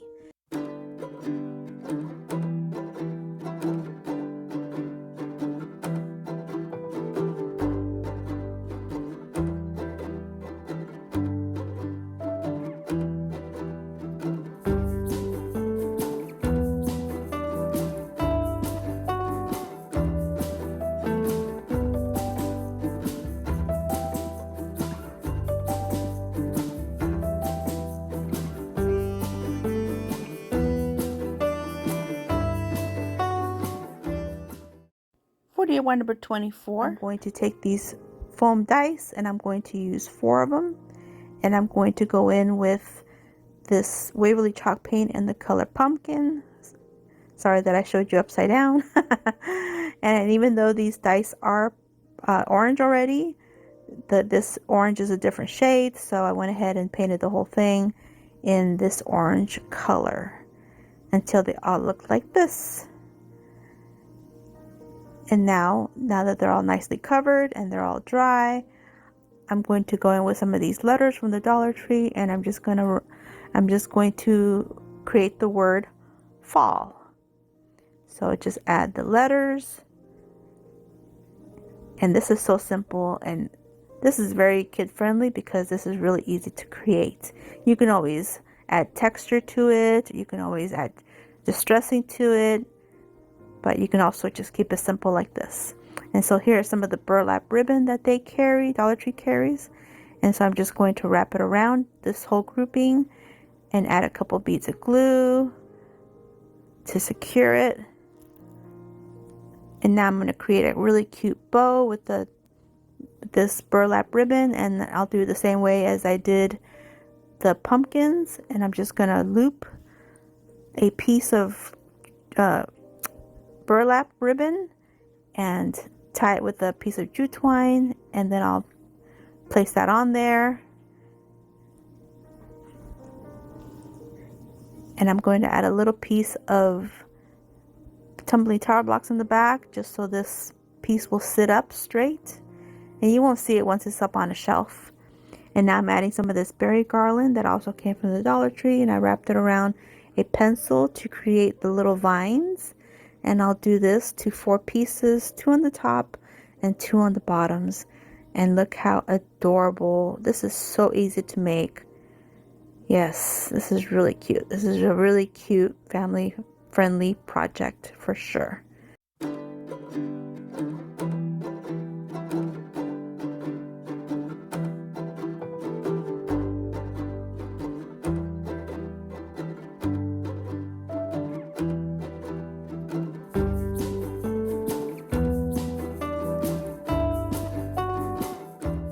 For DIY number 25, 3 of these little owls. They come in different shades of brown and orange, and also 3 of these little pumpkin tea light holders, and everything is made of ceramic.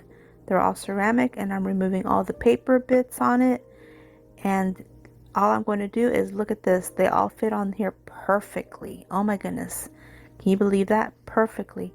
So all I'm going to do is take some of these little leaves, they're like a fabric leaves from the Dollar Tree, and some hot glue, and just place the hot glue on there, add the leaves. I thought about doing E6000, but then I'm committed for life. So I figured I'll just do the hot glue, and I can remove it if I feel like it. So once I get those leaves on there, I'll add some more tiny little leaves just to give it a more natural look. That way everything's not so, matchy. And now I'll add some hot glue and then just stick it on there, and look, so cute.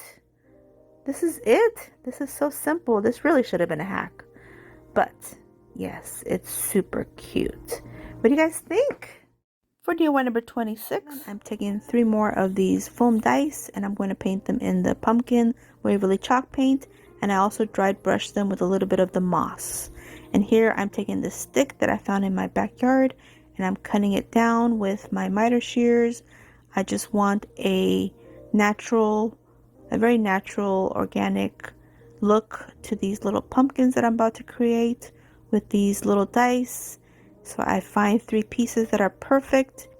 And now with the tip of my glue gun, all I'm going to do is burn a hole that's just big enough for these twigs to go inside, and I'll add a little hot glue and stick them in there. And look at that, so cute. And so now all I'm going to do now is just embellish it with a little bit of the berry garland and a little bit of the leaves, and I am done with this one. That is it. Super cute.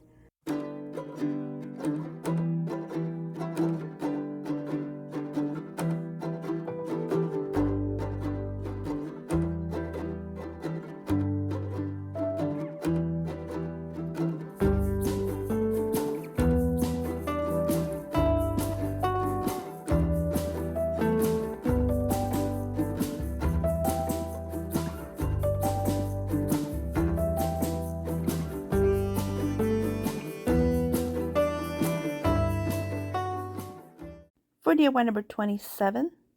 And so now I'm going to also take this little ceramic pumpkin from the Dollar Tree and I'm going to paint this with the celery chalk paint as well. I think it's so cute. So I'm just going to paint it real quick. Just a light coating until it looks like this. And now I'm going to go back in with some of the Waverly chalk paint in the color white and my little chunky chippy brush. And very lightly, just give it a nice coat. And I'm just going to do very thin coat all the way around the little ceramic pumpkin until it looks like this.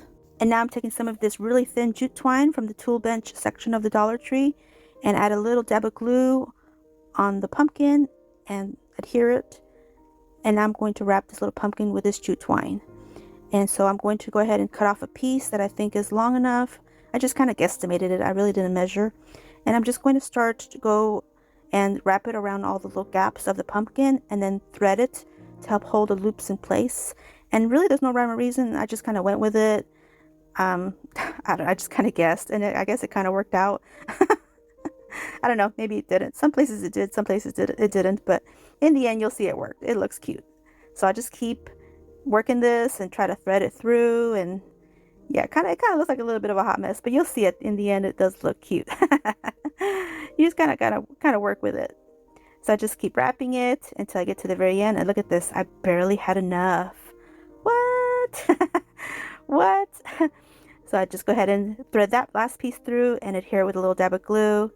And now with the leftover pieces that I had from that burlap piece, I'm going to create 2 tiny little leaves.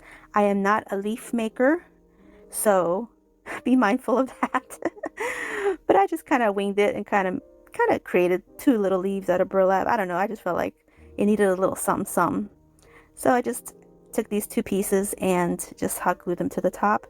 And look, it looks cute. Very cottagecore. So this will help embellish my little setup. Okay, we're not done with the embellishing. Let me tell you, I kept going with the embellishing. For DIY number 28, I am repurposing this little flower pot that I've had for years. And so I cleaned it up as best I could. And look how cute it is. It is so cute. It has so much potential.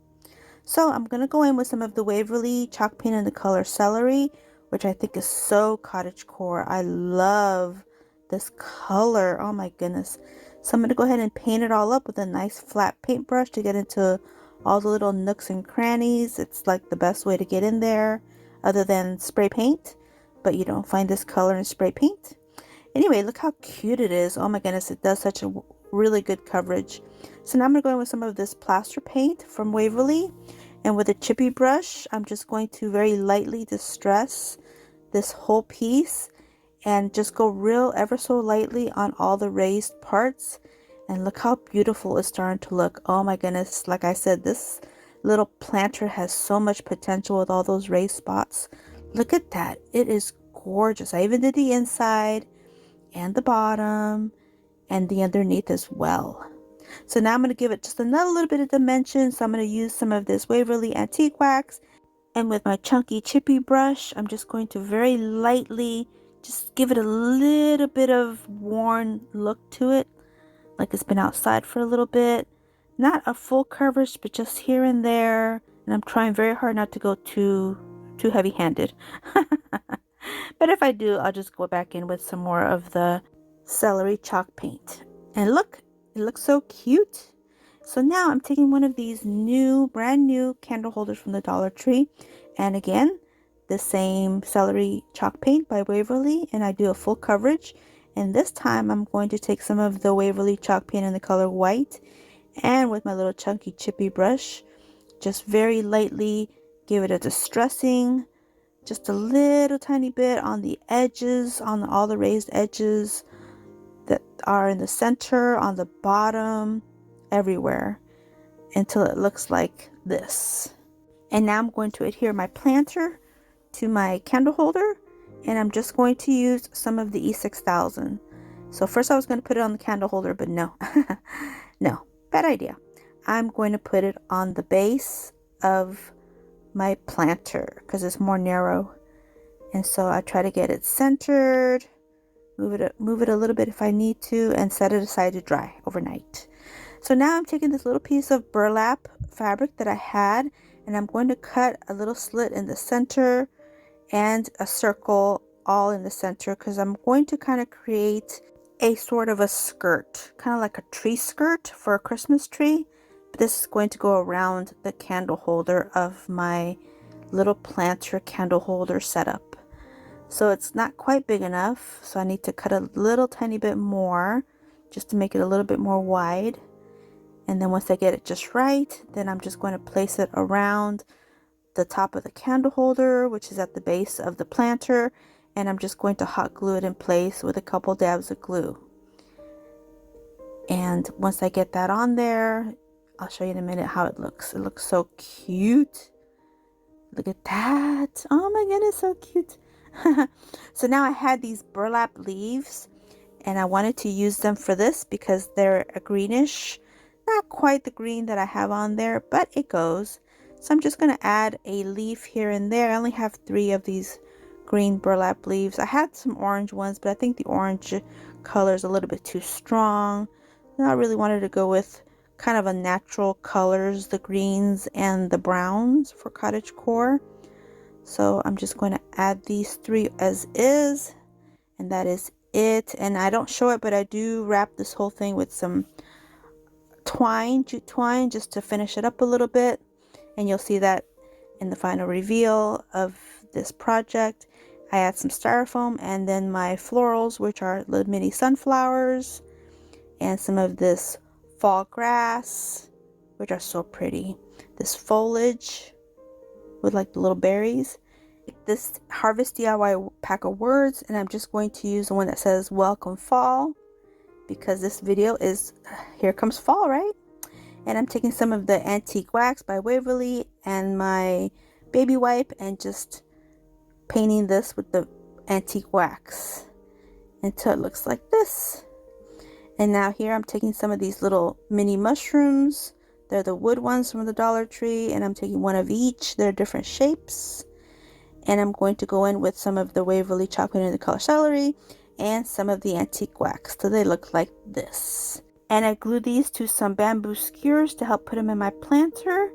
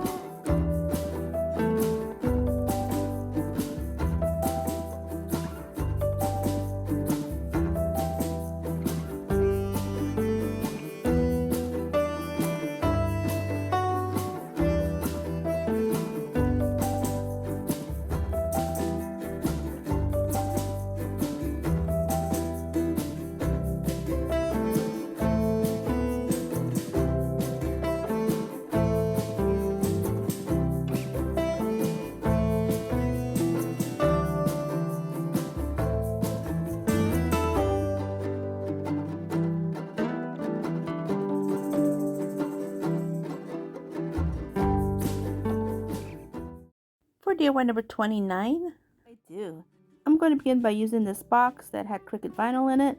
It's almost the perfect dimensions to the inspiration picture that Brenda sent me. And I'm also going to use some of this cardboard from a television that my son just purchased, and it's good cardboard.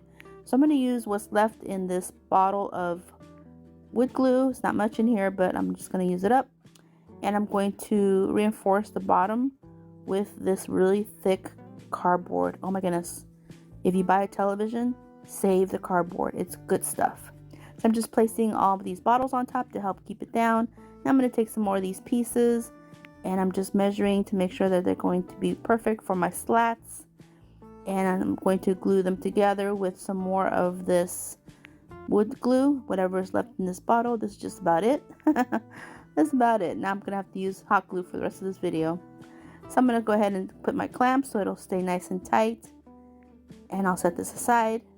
Now I'm going to take these other pieces from the television box, and I'm going to place them on the sides of this Cricut box, which isn't too great, but you know, it's the right dimension, so I went ahead and used it. So I'm just going to use hot glue for this part and reinforce all of the sides with this really good cardboard. Oh my goodness, I can't even express how thick this stuff is. It's absolutely perfect for this project.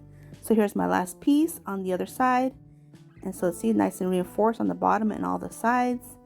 Now I'm going to take some more pieces of this really thick cardboard, and I'm going to kind of center with a pen. Just makes it a little easier for me.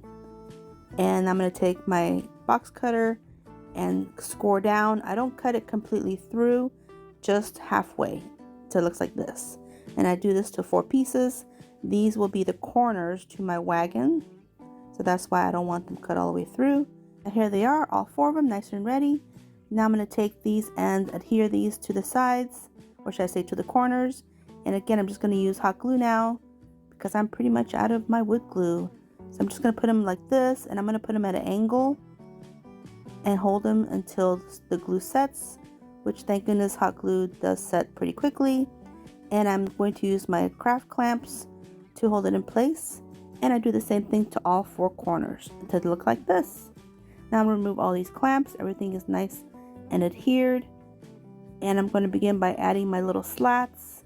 And again, I'm just going to add some hot glue, which it works great with cardboard. There's really no problem with it. It adheres very well. And I'm going to utilize my clamps again to help hold them in place, because I don't want to sit there and hold them all day long. So now here I'm just going to continue to add my little slats. And I don't show all this because it's just monotonous. I'm just basically adding little slats and clamps until they look like this. Now I'm going to do the top part, which I think I made this a little bit too high from the inspiration picture, but I'm going to leave it. I mean, it's a little bit high, but that's okay. So I just keep adding slats and using my craft clamps until I get it all completed. And for the most part, it was easy. It was just a lot of measuring and a lot of cutting. So now I'm going to go in with this Rust-Oleum satin paint, spray paint called Espresso, and I'm taking it outside to spray paint it, and I allowed it to dry completely. Now I'm going to take these tubes. These were from Cricut Vinyl. They are really strong cardboard tubes. And I'm also going to use these empty ribbon spools as well and cut the opening a little bit bigger. That way these tubes can go inside. And I'm just going to show you here one more. Just kind of use my detail scissors and cut the hole just a little bit, just a tiny bit, just enough to get through into that tube. And like this. Now once I get them together, then I'll go ahead and add a little bit of hot glue on the inside to adhere them together. That way my wheels are pretty substantial and I like them. Now here's my last one. Doing one more, adding some hot glue and adding this spool on there. Now my original idea was to use the race tracks, which we are to use as well. I failed to mention that, but yeah, we have to use these as well, these race tracks. I was going to bend them all the way around and contour. That way they'll keep the form and I would just have to adhere them. And so I thought that would work. So I went ahead and cut these in half, and that way I had them ready. But first I want to paint these axles and wheels, and I'm going to use the Lowe's flat black paint to paint these, and I paint them outside. Here's how they look. So now I'm ready to place these race tracks on there. And like I said, they weren't as flexible as I thought they would be. So I'm using my heat gun to help soften the plastic, and that actually does work. The only problem is that the sides are still too hard. They're just still too much. They bend and they don't look cute. So then I thought, okay, let me take my EMT shears and I'm just going to snip off these ends on both sides. Now I'm going to have to use more of these race tracks, but at least now they are flexible enough to contour these ribbon spools. And hot glue works perfectly with this too. It actually held it well. I was very surprised. I thought I was going to have to use these 6000 as well, but no, this actually held it very well. So I just went ahead and did this, and I did this to all the wheels. And I'll show you one more, my last one. Just add a little bit of hot glue and then bend them and contour them to the shape. Hold it for a second, add a little bit more hot glue, and then bring up the other piece to meet This one overlaps a little bit, but I'm fine with it. So I'm just going to press it for a second. Now here they are. Now I'm going to go in with some of this paint by Plaid. It's called FX and it's smooth satin. It's for flexible plastic and it's non-cracking as well. You know, there's always issues with plastic and paint. So here they are. Here they're looking like little dumbbells, but no, those are my wheels. Now I'm taking these two other pieces of cardboard. These are not from that television. These are, I think, from an Amazon box maybe. And I'm going to fold them in a manner that they will hold my axles to my wagon. Now I went ahead and painted them black. And I also painted these other pieces, which will be my handle in a T form, in a T shape. And I'm just going to add some hot glue and press this down to hold. And then add some more hot glue to the top and add the other piece to kind of sandwich the vertical bar. And now I'll add some more hot glue to the inside and go all the way down on both sides. That way everything's nice and adhered. And to help hold these in place, I will use my craft clamps, my big ones. And I had them open them pretty well because this thing is pretty thick. It's pretty wide. And once all my hot glue is set, then I'm going to go ahead and remove all the clamps. Now I'm ready to assemble everything together. Now here is my little wagon part. It looks like a crate. I think probably because it's a little bit too tall, but that's okay.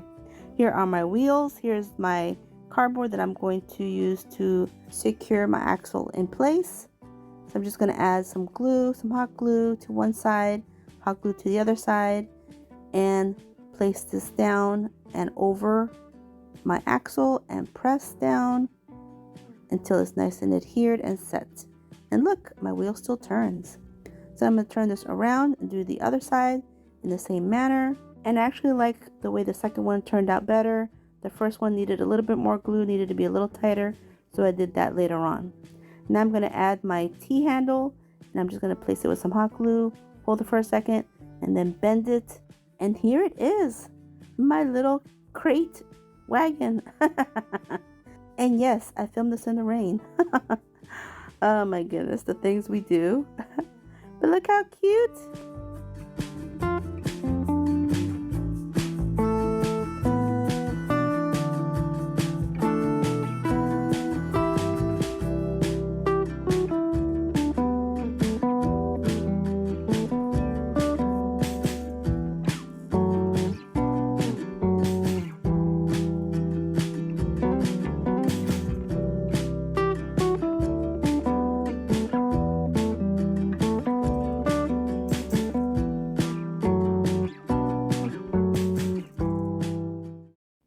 DIY number 30. So here I have my two football wreath forms, and these are from the Dollar Tree.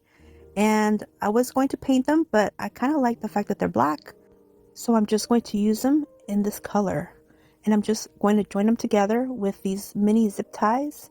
So at each of the three sections on each side, they'll be joined together with a zip tie like this.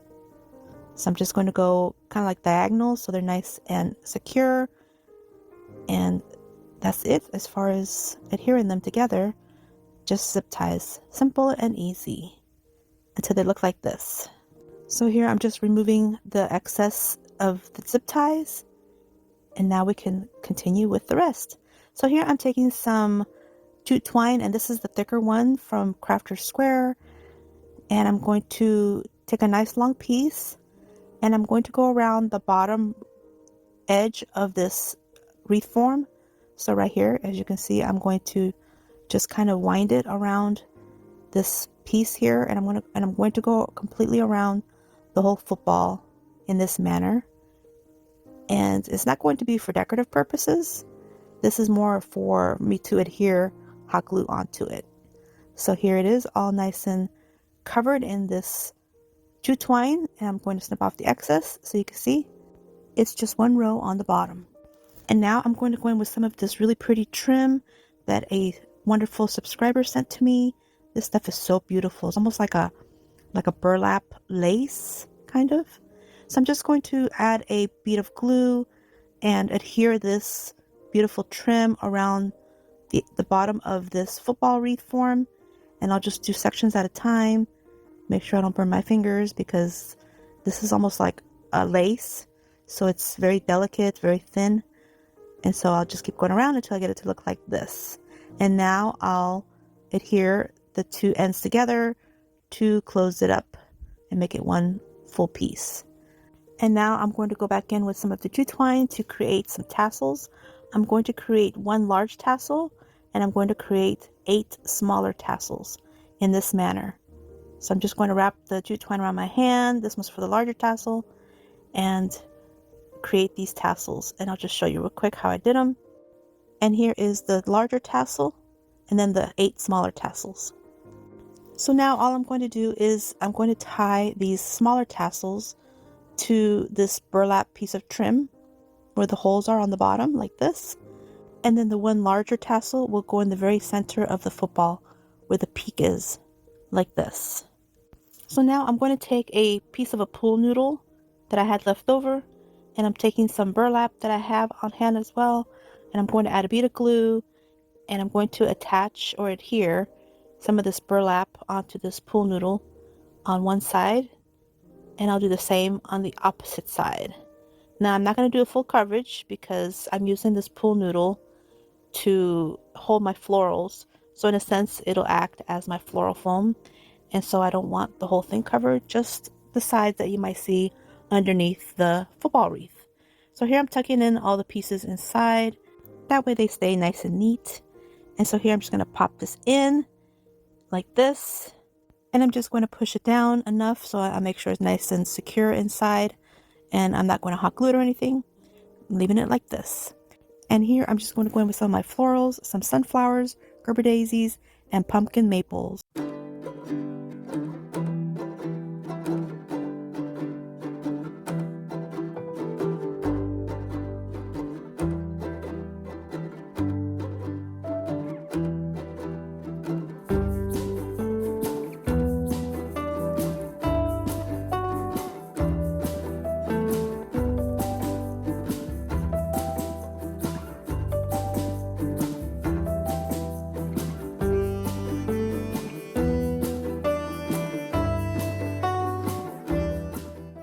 For DIY number 31, I'm taking one of these foam pumpkins from the Dollar Tree, and I removed the stem. And now I'm taking the serrated part of my multi-tool, and I'm going to saw off the inside and make a hole, and make the hole about as big as a good finger or so. And now I'm taking one of these microfiber mops from the Dollar Tree, and I'm going to pull the mop part out of the base, and it comes right off. You just gotta pull, and it just comes right out. So once I get that out, then I'm going to lay this piece flat on my table. I don't remove the center, I leave it intact. Just kind of fluff it out a little bit, fan it out. And now with some of this white chalk paint, I'm going to paint this whole pumpkin, and I'm going to use my ruler or paint stir stick to put inside the hole so I can paint the whole thing without making it too messy. So that's a really good little hack. Use a ruler or a paint stir stick. So once I get it all painted and it's nice and dry, then I'll place my pumpkin on top of this fanned out mop, and I'm going to just start poking all these strands inside of the hole, and just take your time and just keep putting these strands in there. And you're just going to do one strand at a time and just keep going and working, and it'll all fit in there. Everything will fit. And so just make sure you're covering the whole pumpkin until you get it looking like this. Look how cute. And so now I'm taking one of these Dollar Tree stems, these little wood stems, and I'm just going to poke it inside. And I didn't show it, but I also embellished it with some of the berry garland and some of the metal leaves. For DIY number 32, I'm going to begin with 5 of these pumpkin color your own ornaments, and I'm going to go in with some of the spackle and cover up all the holes. Or you can also do hot glue if you feel like it, especially if you're going to paint it up anyway. And once it's dry, I'll go in with some of the Waverly chalk paint in the color hazelnut, and I'll paint 4 completely with the hazelnut, and then with the last one I'll combine a little bit of the Merlot to give it a little rosy look. And now I'll take some of this moss color and just give it a little bit of shadowing on the 4 little pumpkins, and the 4 little pumpkins are going to represent my 4 little grandsons, and then the 5th little pumpkin, the one with the Merlot chalk paint added to the hazelnut, that one represents my granddaughter. So now I'm taking one of these larger pumpkin forms, the Thankful and Blessed, and I'm going to use the back of it and cover it up with some of this chalk paint in the color Cashew and paint it all up. And now like this, I'll take some of the Moss Waverly chalk paint and add a little bit of a dry brush onto the pumpkin just to give it a little bit of shadowing, a little bit of depth of color. And I'm taking some more of these wood pieces, wood stems, and I'll glue them onto the stem of this pumpkin just to give it another natural texture like this. And now the little pumpkins, I'll line them up on the base of the larger pumpkin, and like I said, these little pumpkins will represent my grandchildren, so I will go in with some of the letter stickers from the Dollar Tree, and I'm just going to add 1 initial on each pumpkin just to keep it simple. And I can always go back and change it later if I want to. I can use my Cricut and put their actual names on it.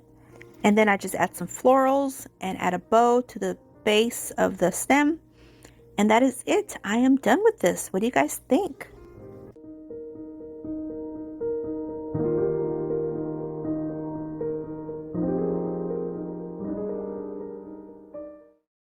For DIY number 33, I am taking these tiny little wood pieces from the Dollar Tree, and then the little base that it came with, and some of these little squares of wood and these colors of Waverly paint.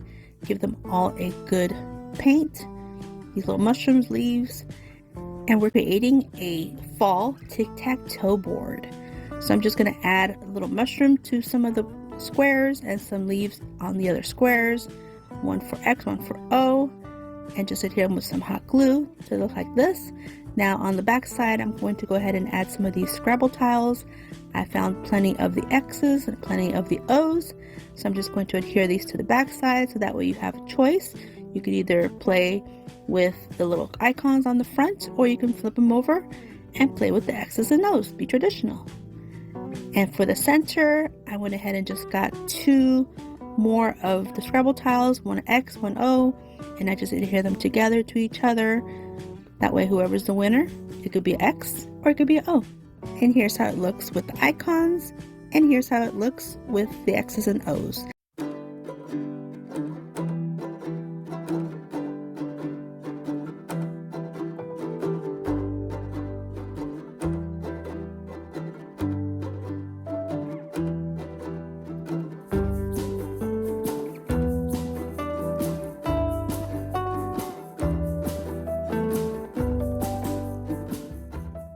For DIY number 34, Dollar Tree wooden frames, and it's got the big heart in the center. So all I'm going to do is remove the paper that's inside, and with my needle nose pliers, I'll just remove the little pieces that are holding the paper inside. It's supposed to hold the photo inside, but they come off really easy. Just kind of wiggle it and they'll come right out. And now I'll go in with some of the Waverly Antique Wax, and I'll use it with a baby wipe, and I'll just go ahead and paint this whole thing with this wax like this. So I just want a real light coat. It looks dark here, but I promise you it'll be a light coat. I want some of the grain to show through. So just like this. And while it's drying, I'll take a 3-pack of these travel size bottles for lotion and shampoo, and I'm just going to use 2. I'll remove the little caps. I don't need them. And with my EMT shears, I will attempt to cut along the little line. There's like a little line on each side. It's like a natural line where they adhere the 2 pieces of plastic together where it got joint. And so I'm just going to use all my strength, because let me tell you, this part was a little bit tough, but these EMT shears, they work really well for cutting through plastic. They really do. It's just the threaded part that's a little bit thicker. So that took a little bit of finagling, and with a little bit of strength and a little bit of determination, I got them cut. So here are the 4 pieces that I cut. but I'm only using 3. And so now I'm just taking some jute twine and a little bit of hot glue, and I'm just going to wrap the jute twine around the threaded part of these bottles just to give it a little bit of cuteness. And I'll do this to all 3 of the little bottles until they look like this. So I'll set those aside, and with this really cute farmhouse ribbon that's got the sunflowers, of course I have to use this. My whole theme are sunflowers for summer. So I'm just going to create a cute little bow, just one. I don't want to do all 3 of the bottles with the bow because I felt like it was too much. So I just did one little bow, and you have to be kind of careful when you make these bows with ribbon that's only one-sided because you don't want too much of that white back part to show. And so just make this little bow real quick and dovetail the 2 ends, and then I'll just hot glue this cute little ribbon, this little bow, to the middle bottle, just so at least one of them has got the little look. I didn't want to do all 3 because I kind of felt like it would be too much pattern, but just one is good enough. So look how cute. And so I just add a little bit of hot glue, and I'll place it on the middle bottle, or should I say the middle half bottle. Okay, so now here is my wooden piece, and now all I'm going to do is I'm going to use some hot glue, go around the cut edges, and I'm going to adhere all 3 of these bottles on this wood frame. So I'll place one on each side and then one in the center like this.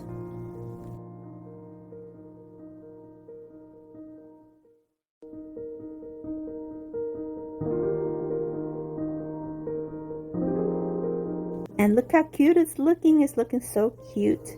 So now the little dowel that came with the set, I'm placing it in the back so it'll hold it up. And this is when it's going to help it stand. And so now I'm going to go in with some florals, of course, and of course sunflowers. So I have these yellow sunflowers, these white sunflowers, and these orange sunflowers. And I'm just going to snip off 2 of each bunch, 2 of each color, and then I'll put them in my little half jars or half bottles, and that is it. Look how adorable. What do you guys think?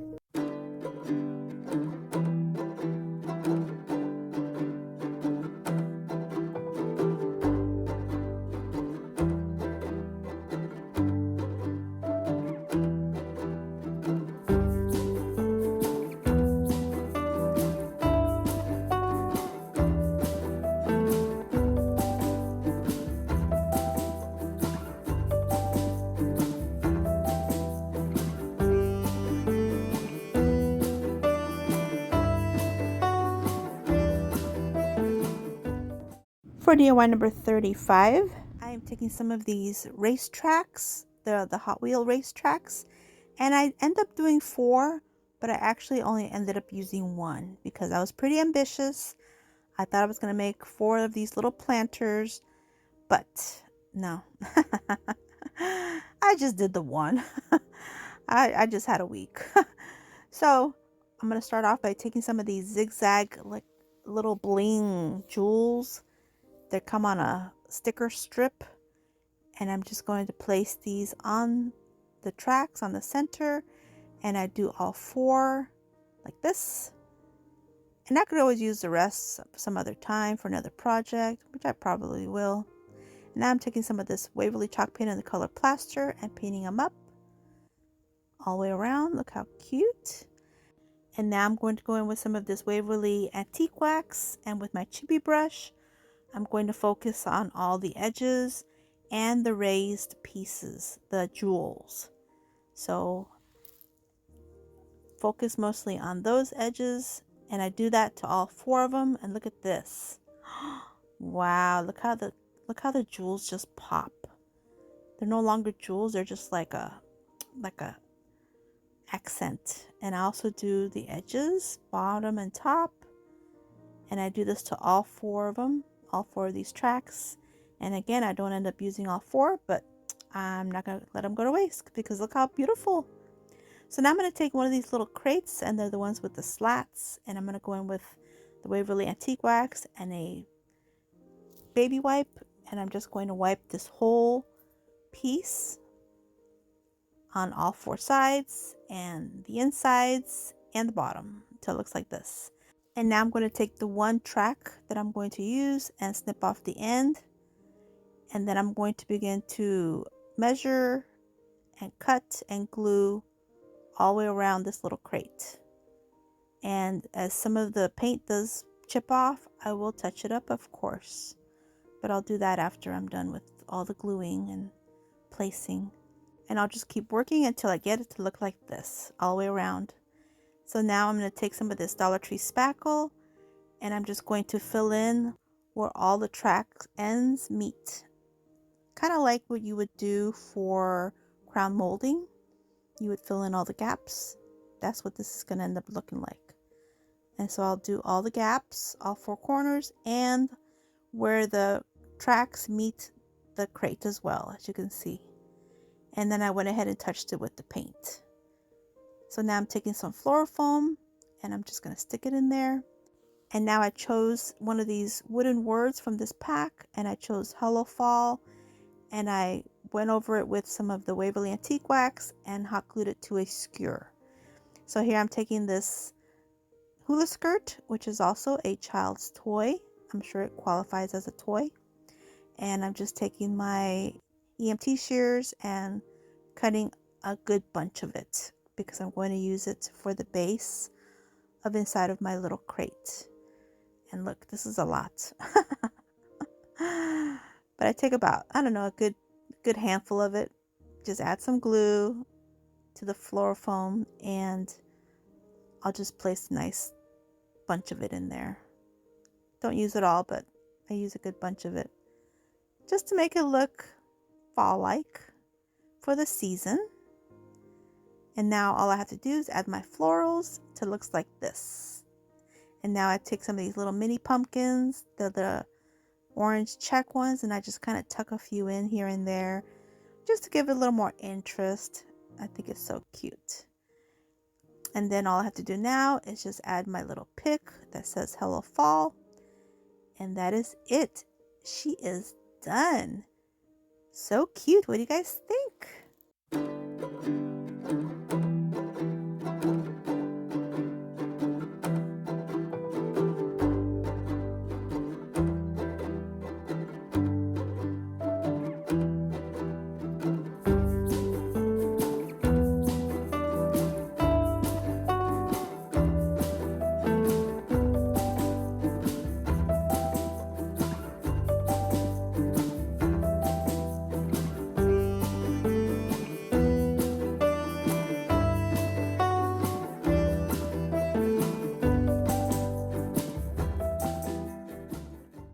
For DIY number 36, cute little wooden trucks from the Dollar Tree, and it's the 3-dimensional one, and this one has the little wagon on the top of the bed.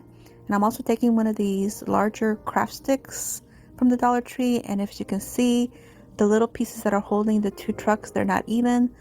So if I put this craft stick in there, one piece will be going under the little structure piece and one will go over. So I'm cutting it to size, snipping off the rounded edges of this craft stick, and I'm just going to add some glue and hold it up to the underneath part of the back support bar, and then I'll add glue to the front on top of the support bar, as you can see here. So one's going over, one's going under, and that's going to make it level. Okay, so now it's ready to paint, and I'm going to go in with some burnt umber for the wagon part, and some pavement for the fender and the wheels, and some flamenco red for the truck. And just like this, and I did add a little bit of distressing just to make it look a little bit rusted on some of the edges. And now I'm going to go in with a little bit of floral foam, just these tiny little bits because the area is so small. So I add a little piece here and a tiny little piece in the back. And in reality, I didn't really use the piece in the back too much. Just wasn't substantial enough. But I went with it. And now I'm going to go with these mini sunflowers from the Dollar Tree. I think they're so cute. They're actually part of the fall line. But, you know, sunflowers are great for the summer. And they transition well for the fall. So, hey, you get 2 for 1. And I'm also going to go in with some of this foliage from the Dollar Tree as well. And it's very close to like a eucalyptus type of greenery. So I'll go in with this for some filler. And just like this, it's done.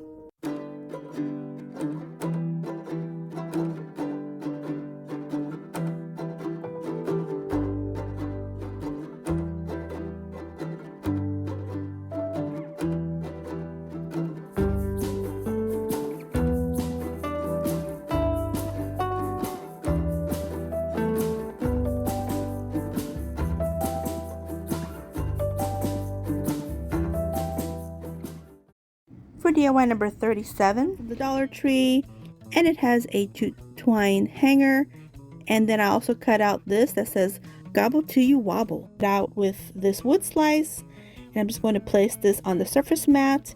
And here comes my high temp cloth. Place it in there, press start. All I have to remove is this carrier sheet. Now this here is going to go to the first person who's too full to have dessert, because it always happens, somebody gets too full, so they're going to gobble till you wobble. So it's just a fun, kind of like a party favor. Super cute. And here's how it looks. For DIY number 38, one of these little gnomes from the Dollar Tree, and I'm just going to go in with these 4 colors to give it a specific look, give it that fall look. Look how adorable. And then I went ahead and used this beige for the face and some of this Merlot for the pants. And now I'm going to use some of this fabric from the Dollar Tree with the little gnomes, and I'm going to cut off this little square that says from our gnome to yours. I thought it was adorable. And I'm also going to use this little oval that says gnome, sweet gnome. How cute. So now I went ahead and did a little fussy cut on it, and now I'm going to take some Mod Podge, and I'm just going to add some Mod Podge to the little hat, and I'm going to put the little gnome, sweet gnome piece up top and give it a nice full coat for protection. And I'm also going to grab a cute little metal bucket, add some Mod Podge, and I'm going to add a little piece that says from our gnome to yours. And now I'm going to take a little bit of this truffle paint from Waverly, and I'm just going to do a little bit of dry brushing on both pieces. Now I'm taking a small piece of styrofoam or floor foam, placing it in the bucket, adding some of these new berries from the Dollar Tree, the fall collection. I'm going to snip off and cut them down to where I feel like it would look cute. And now I'm going to take 3 different sized little pumpkins, and I'm just going to remove the stem on this bigger one, add this medium sized one on top, and then one of these faux leather ones on the very top to make it look like a cute little topiary. And so now I'm going to make space to put this on, and I'll embellish with some sunflowers. How adorable. And now I decided to take one of these wood stems from the Dollar Tree. I found the biggest one in the pack, and I'm just going to give him a little stump to stand on, so he'll be a little bit more substantial in size. Look how cute. And now I'm going to take one of these leather pumpkins. It's on a leather ribbon, and I'm just going to wrap it around his little body since he's up high.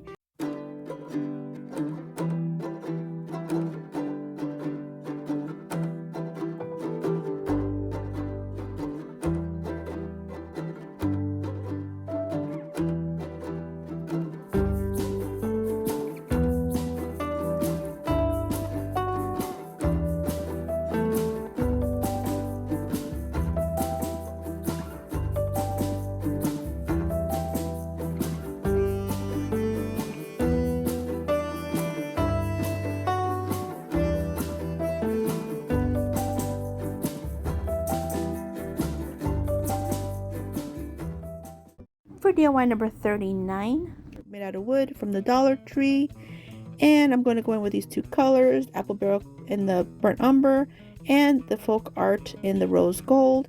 Paint them up like this, and these will be like table scatter from my table, and here's how they look. For DIY number 40, games like a ball game, I don't know what they're called.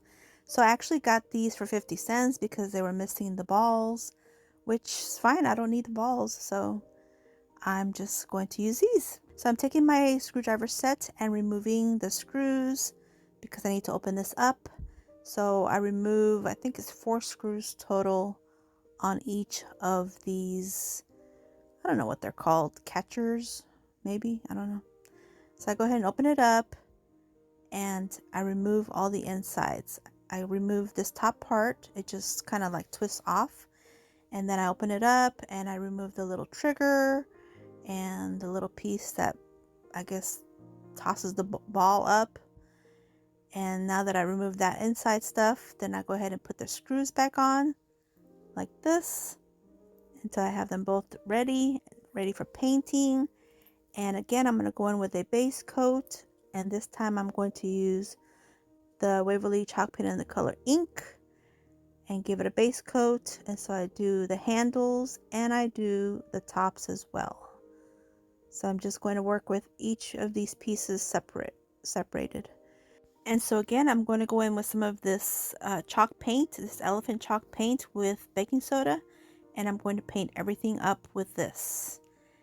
And now that I have it all painted, and I don't do it like a full thick coat, I just kind of do a thin coat. And now I'll go back in with the Waverly chalk paint in the color plaster and my chippy brush, and I start to add some dimension and the highlights of this piece, and again making it look like stone. Look at that, it's really cute, especially with all the texture. I love that. I love this effect, and I do all 4 pieces the same way. So now I'm going to put these pieces back together. The top, it's like a basket, onto the bottom part, the handle, and I just place them on there. They just twist back on. And now I'm ready to embellish. So now I'm taking some of this Crafter Square twine, jute twine, and I'm just going to go around this middle part here. I go through the little part where the trigger was, and I just go wrap it around the center of this whole piece, so you can't really see that gap. That's the reason why I did this. So now I'm just gonna snip off the excess and secure it with a good knot, and then remove that excess, and I do that to both. And now I'm taking 2 of these LED tea light candles, turn them on, and look, they fit perfectly in there. Oh my goodness, perfectly. Now all I have to do is embellish with some florals, and I choose some fall florals for the season.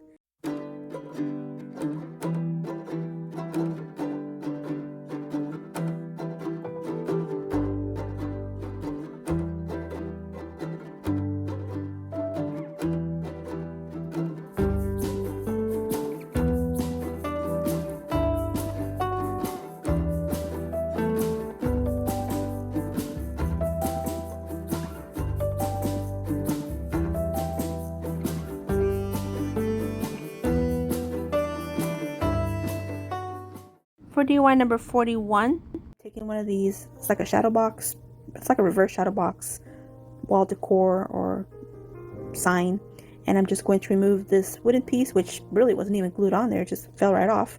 But I really like the greenery that's around the edges of it, so I'm just going to go in with a little bit of the white apple barrel paint and some of the gray, pewter gray, and I'm going to mix them together just to get the right shade that I want. I don't want it too white, but yet I don't want it too gray.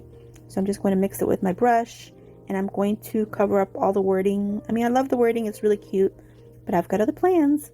So I'm going to go ahead and cover it all up with this paint, just like this. And now I can't do a sunflower themed DIY video without using some of the beautiful sunflower wall stickers, of course. So I take one of the wall stickers, and I'm just going to place it on this frame. And of course, I'm going to utilize the little bees because there's 2 bees on each side of this pack. So I use the 2 on one side, and I use the other 2 on the other side. I don't use the 3rd sunflower just because I don't have enough space for it, but this is pretty enough. I like it, I'm happy with it, and with the little bees just makes it even better.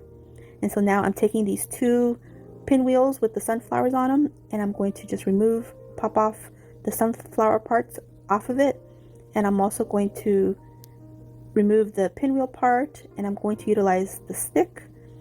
And so I'm going to place 1 flower back on, and with my EMT shears I will snip off what I don't need, And then I'll take the other piece from the other pinwheel, remove that, and put it together, kind of like those Tinker Toys. Put the other flower back on, and look, this is going to be an embellishment for my little sign that I just made. So look, just like this. Just look how cute. What do you guys think?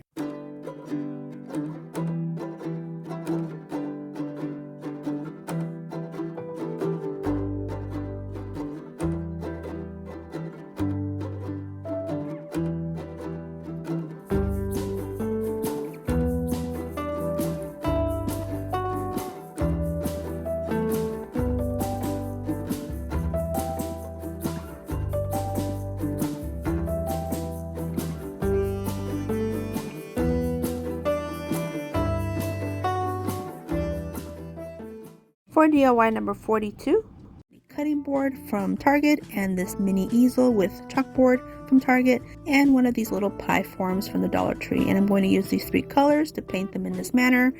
My pie is ready to go. I'm happy with it.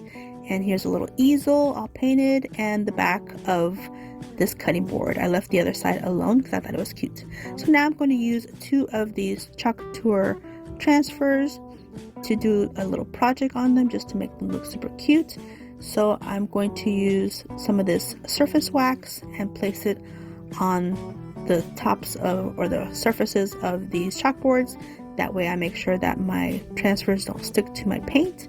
And now I'm going to use this bright white paint color, or paste color, chalk paste color, and some of this rust and some of the sunny side. These are the 3 colors I'll be using. And here are my little squeegees.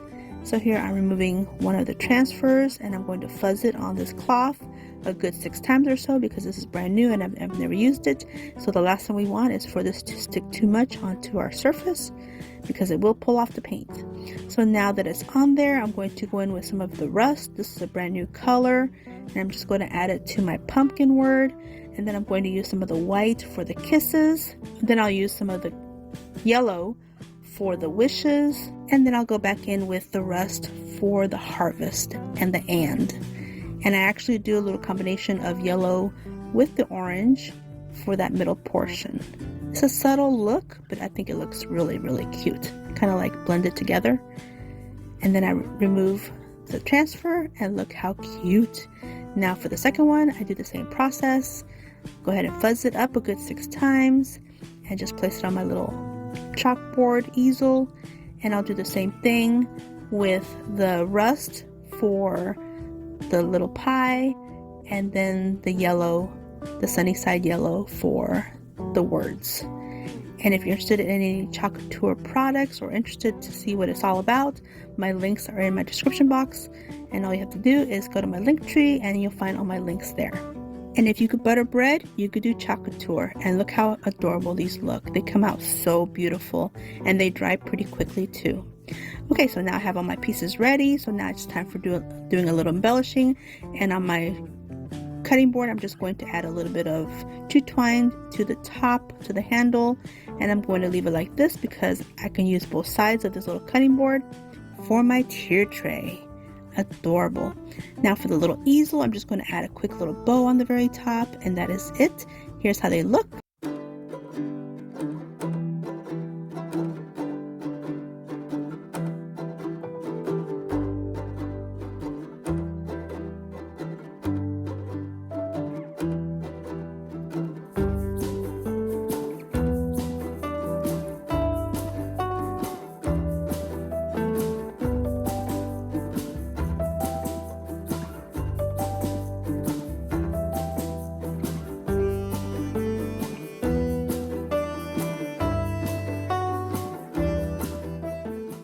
For DIY number 43 as well, and then I cut out a vinyl that says leftovers aren't forever. I'm going to place my high temp cloth.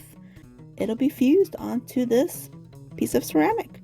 Now it's going to be hot, so good thing this has a jute twine. We'll just set this aside, and again all we're going to do is just remove this carrier sheet. Now this piece here, this is going to be placed near all the Tupperware and to-go boxes, so our guests can take home some stuff.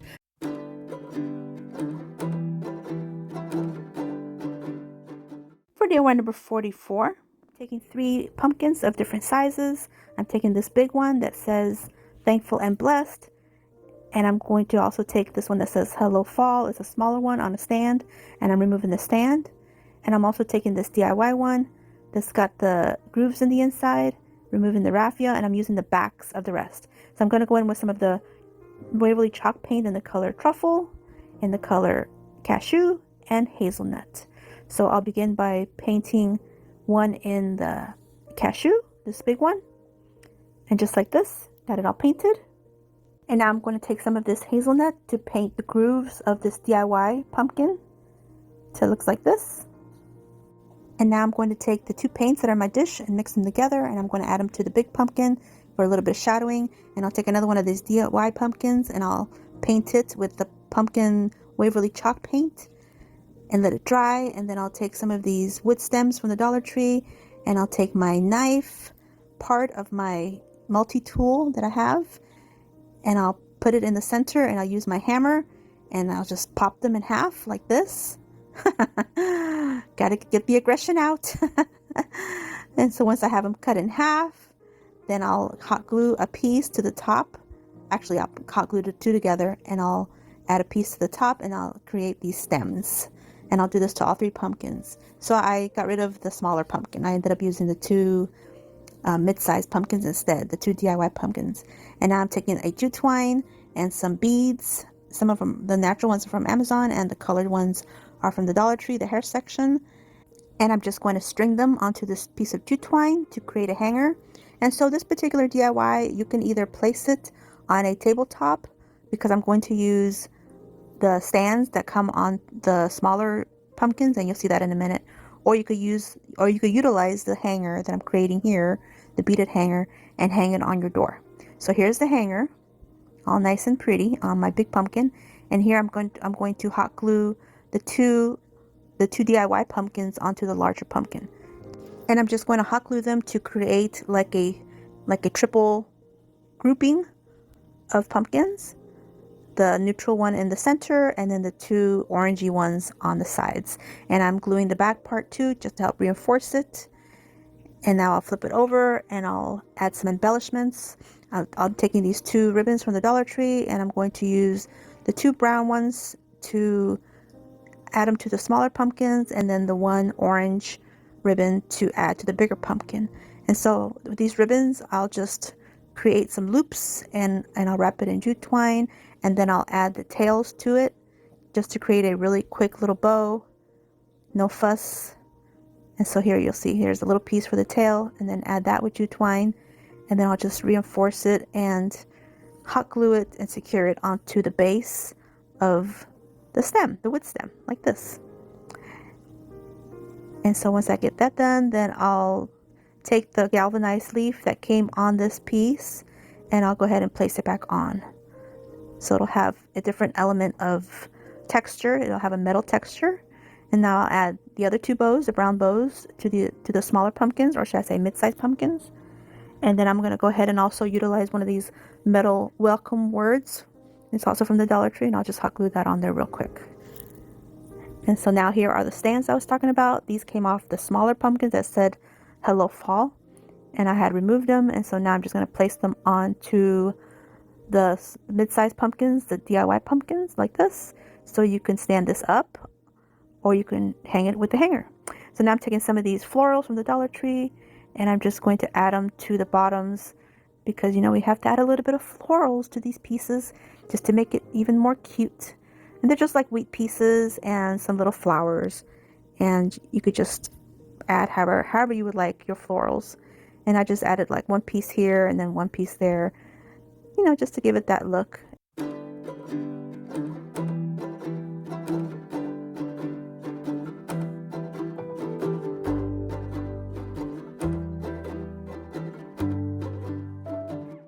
For DIY number 45, and it was missing the little galvanized piece, so I got it for 50 cents.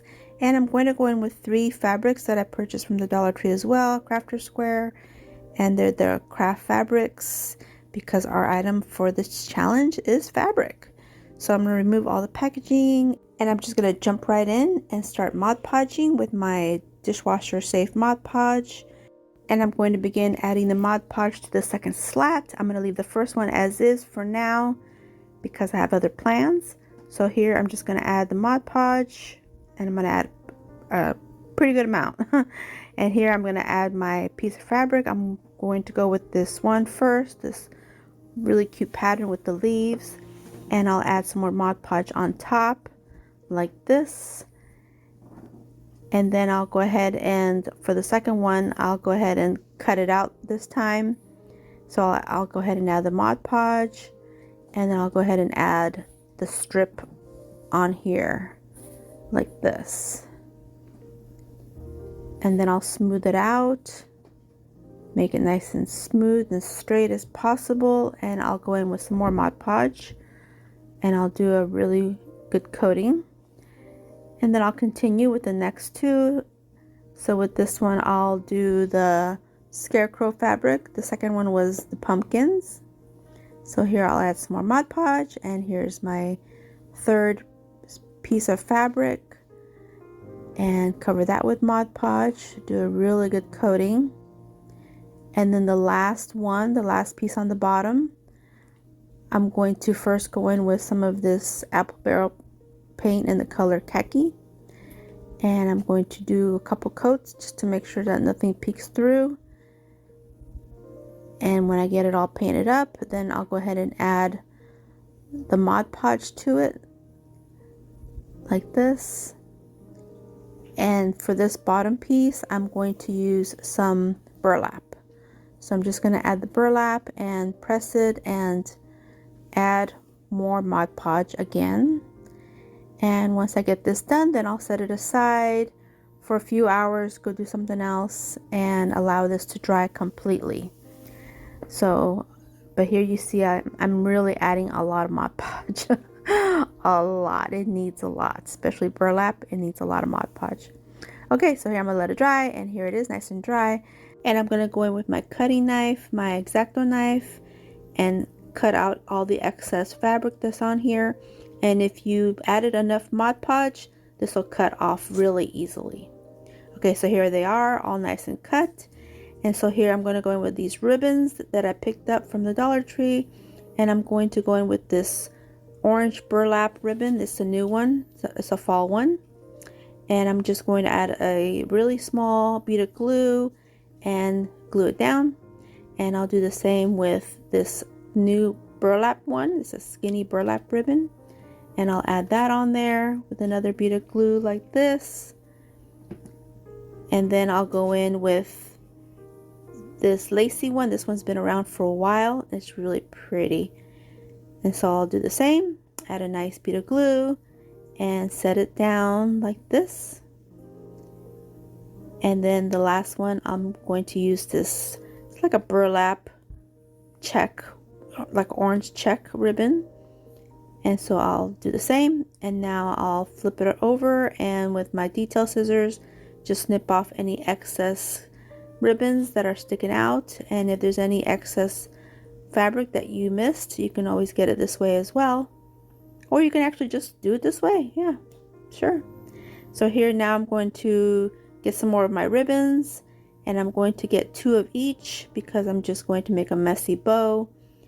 So once I get them all cut, then I'll just arrange them the way I want them. And so I'll just do a good layer like this, and then I'll do a second layer going the opposite way of the original ribbons. And then with a piece of jute twine, I'll secure it really well with a good double knot like this. And so once I get that done, then I'll snip off the excess jute twine, and now I'll just do a little trimming and make sure all the ribbons are the same length like this. And now I'm ready to adhere it to my sign, and I'll just do a nice big glob of glue, hold it down, and I'll just secure the 2 bottom pieces of ribbon with some glue just to make sure that they don't cover the wording.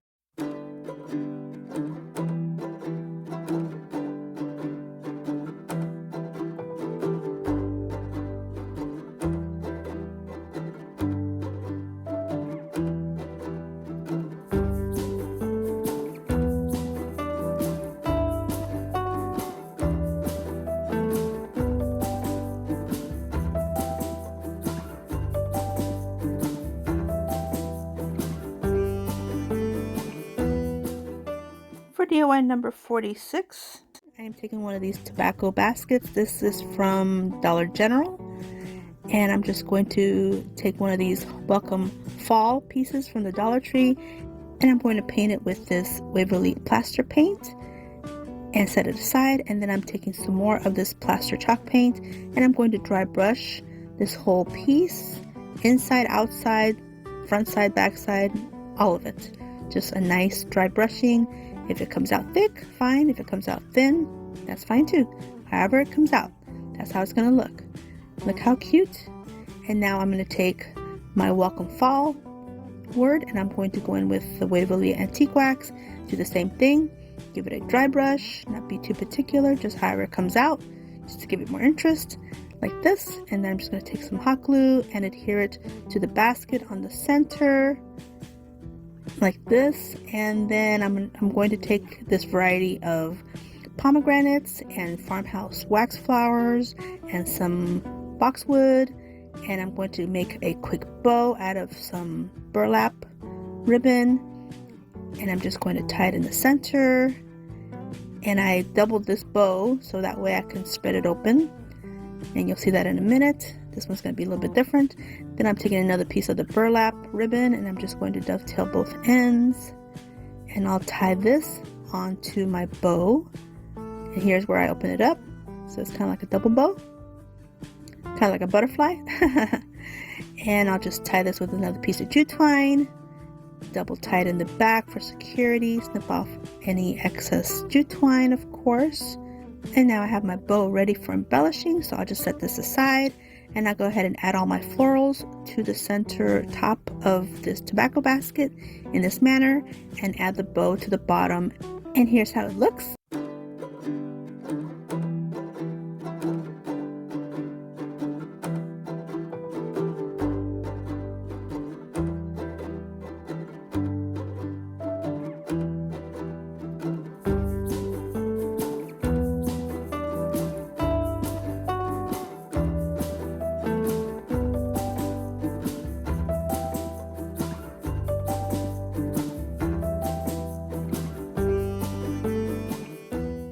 For DIY number 47, I picked up this really cute wooden box.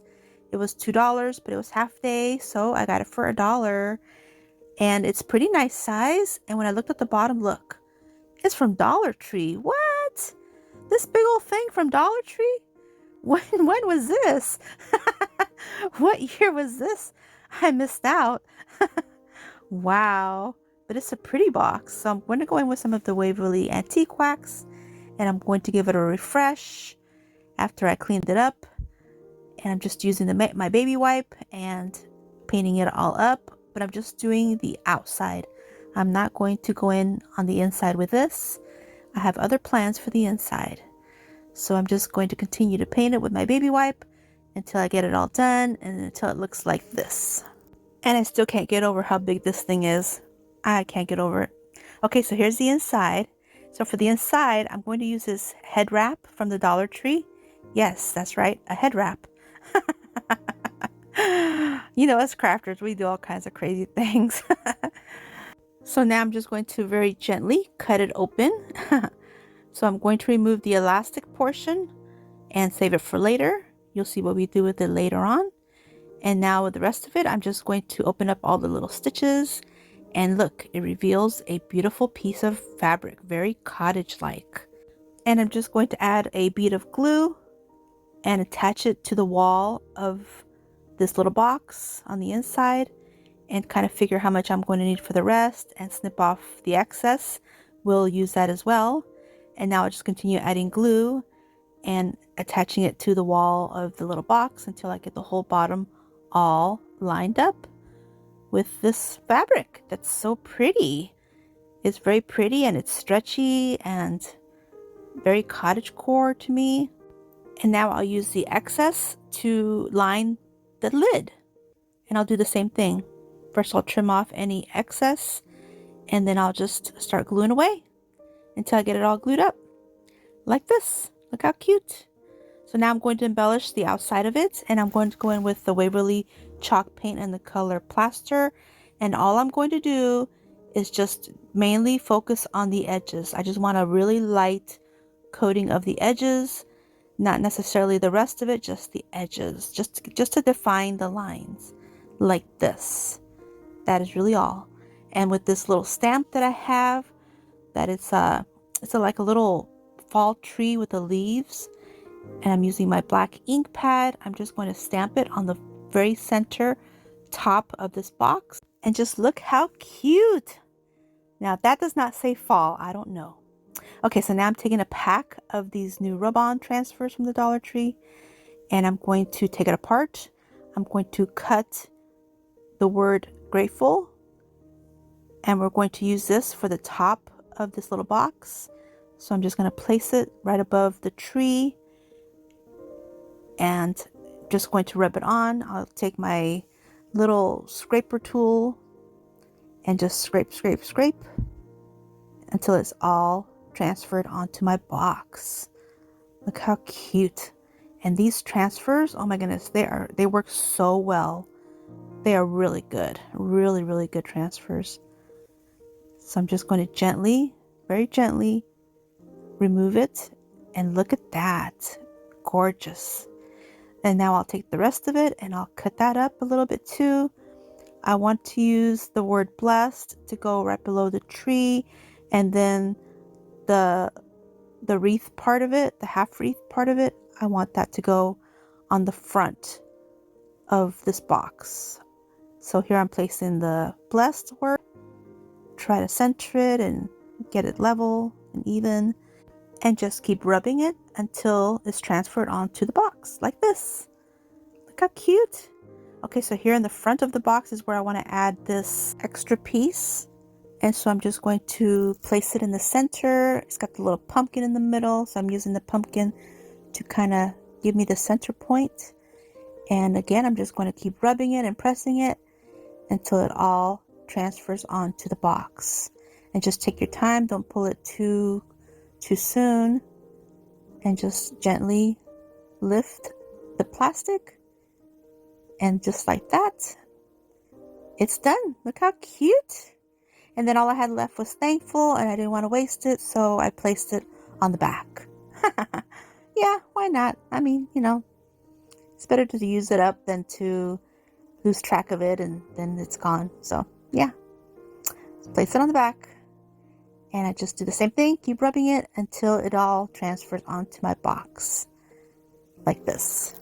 Okay, now that my box is done, I'm taking this piece that I had left over from the head wrap, and I'm removing the elastic that's inside of it. We're not going to use it, and we're going to use this other piece and just create a quick little bow just by folding it and taking another piece of this fabric and cinching the little bow and tying it into the bow. So just like this, tying a double knot, get it nice and tight and secure. And look at this, a quick little bow. And now all I have to do is add a dab of glue and place it on the top corner of my little box. Look how cute. But we're not done. Okay, so now I'm taking this jar of all these beautiful, colorful buttons from the Dollar Tree, and I choose the perfect one. It's this really light blue one that goes with the fabric, and I'm just going to add it to the center, and now I'm done.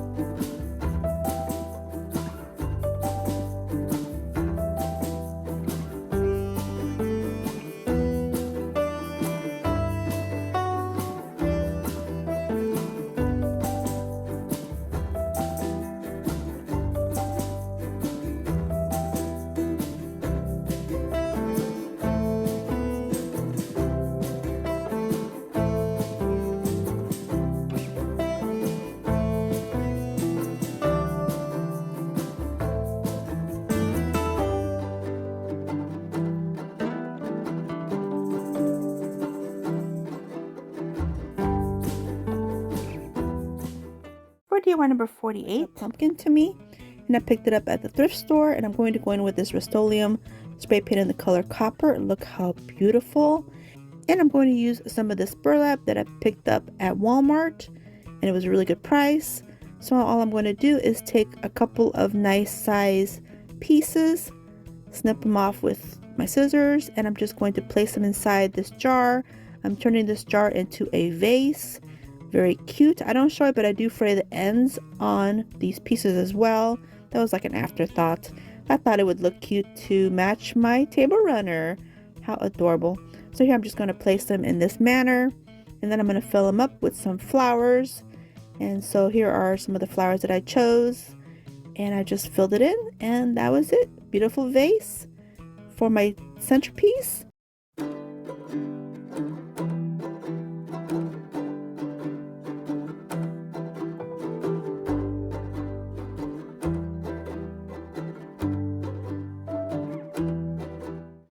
For DIY number 49, burlap table runner from Amazon, and it is a fantastic quality one.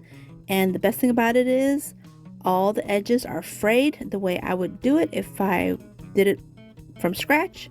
I would fray all these ends just like this. Look how gorgeous. And we're going to create something super cute for our Thanksgiving table. So here I cut out with my Cricut these turkeys and these two words. One says gobble and one says gather. Here is my burlap table runner. I'm going to place it on the mat. Here is my turkey made from the heat transfer vinyl. Here is my high temperature cloth to protect everything. Pull out the high temp cloth, and here is my table runner, nice and fused. So now we're going to do the other side, the same thing, because I want one turkey on each end of my table runner. So this will be the section that will hang on the end of the table. Pull out the high temp cloth, and here it's ready. So now I'm going to find the center of this table runner, because I want to place one of the words on one side that says gather, and I want to place another word on the other side that says gobble. So it'll be like gather and gobble. So we'll do gobble first. So here is where I want to place it.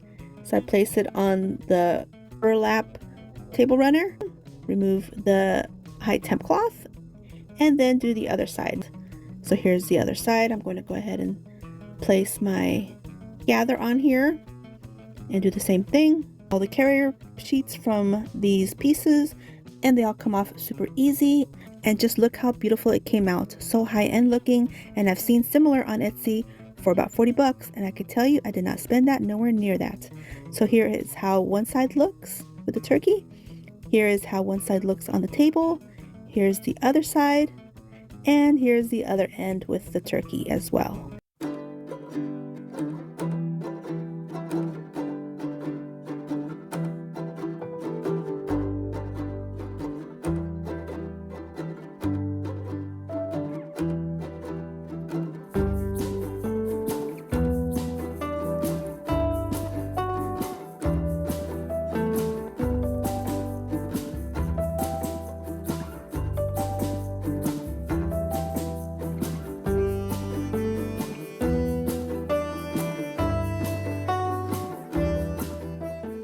For DIY number 50, 3 of these mini clay pots from the Dollar Tree, and I'm going to go in with these 3 different colors from Waverly, beautiful colors.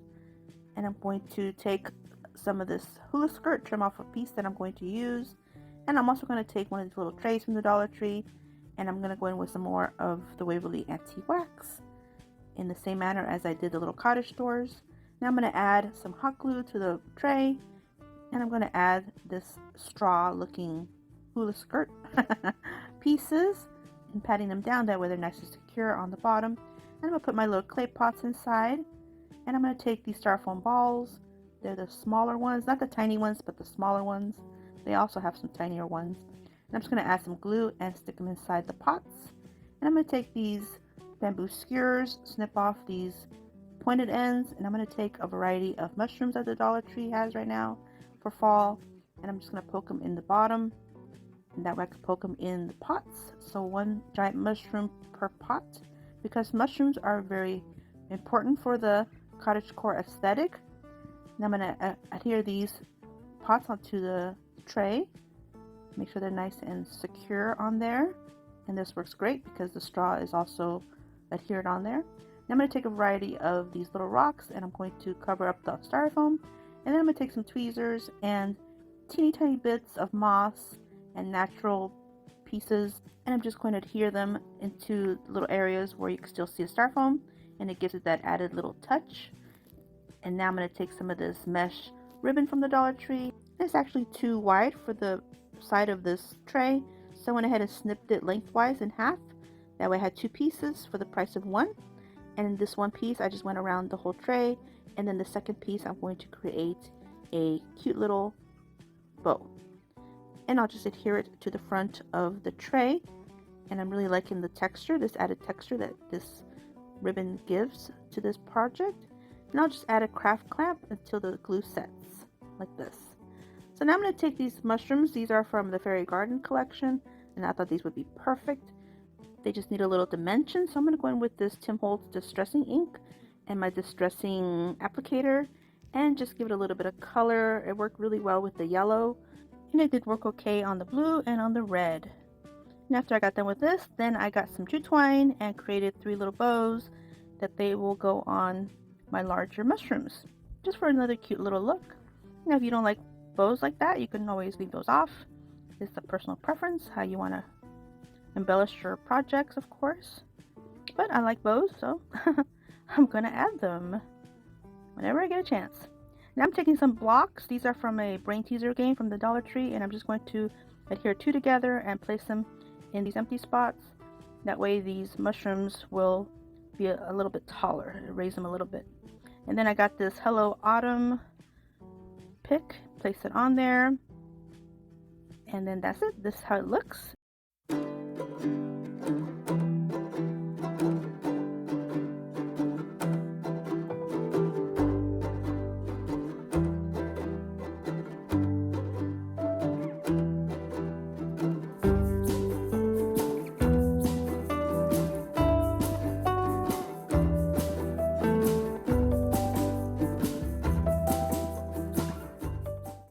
For DIY number 51, I was supposed to use in my She Did What with Dollar Tree items video. It's the one I had chosen to do on that video, but I chose a different shower curtain instead. And I was actually going to use this DIY for that video, but then I decided to save it for this video because this pumpkin is going to be very unusual. Okay, so now here I am taking this foam pumpkin, and it's the black one. And this little pumpkin is going to be covered up in shower curtain. Yes, it is. So here I'm removing the stem and I'm making the hole a bit bigger because I'll be adding my own wood stem to the middle of it. And so here is my shower curtain that I fussy cut. Not perfectly, but somewhat. But it's good enough for me. So here I'm going to go in with some of the Elaine's tacky glue to adhere all these pieces on this pumpkin. And in hindsight, I wish I would have painted the pumpkin white. I was at the time going for a black and blue kind of color scheme for that particular video, so that's why I left the pumpkin black.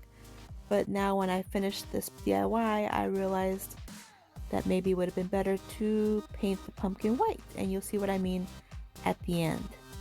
But it still came out really cute and very unusual. Very unusual. And mind you, this is a Dollar Tree shower curtain, so you know how thin these things are. It's a really odd and unusual type of plastic.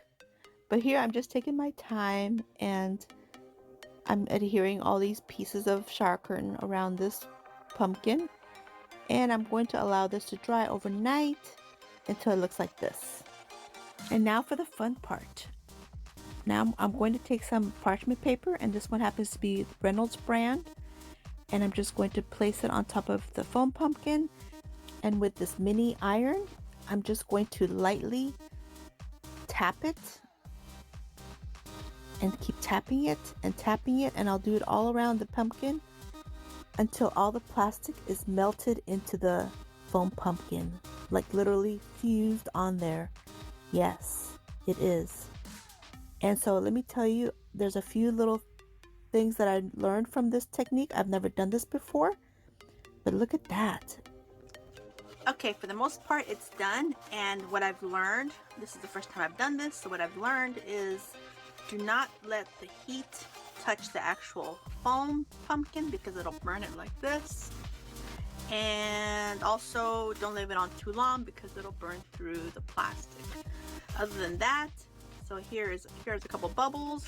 So I'll put the parchment paper on top, and I'm showing you in real time, real quick. Here's my little iron, and all I'm going to do is just barely press it like this, and that's just enough. That's it. That's it. Let the parchment paper cool down, and then just peel it up and press it down. And there it is.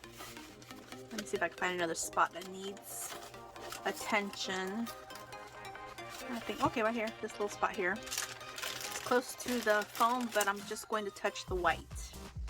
So just right here, I'm just going to touch this. That's it. There it is. See? So just, yeah, just tiny little bits, and not too long. Just press. Let it go. Let it get cool. And there it is.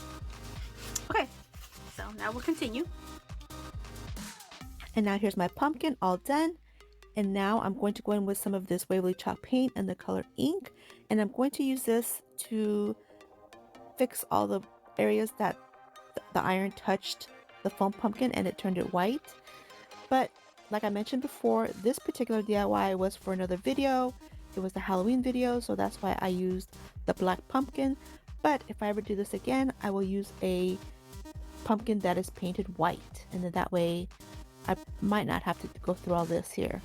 But I'm going to make this work, and I'm going to make this pretty, and I'm just using my chunky chippy brush to go around all the edges of the areas where it got fused, just to blend it all up. And I'll just keep working on this until it looks like this. And now I'm going to take the little wood stem that I'm going to use for this project, and I'm just going to give it a light dry brushing, and I'm going to use the same black paint, and I'm just going over the whole piece.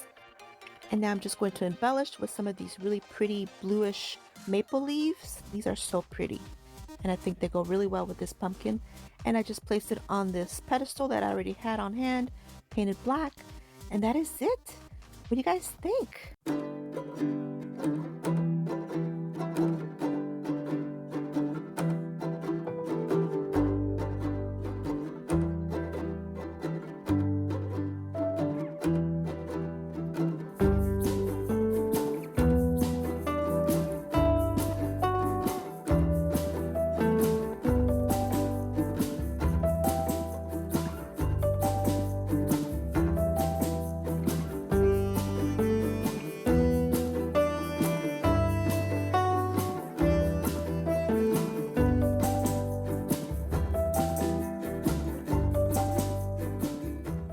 For DIY number 52, I lost my footage. My SD card literally failed me.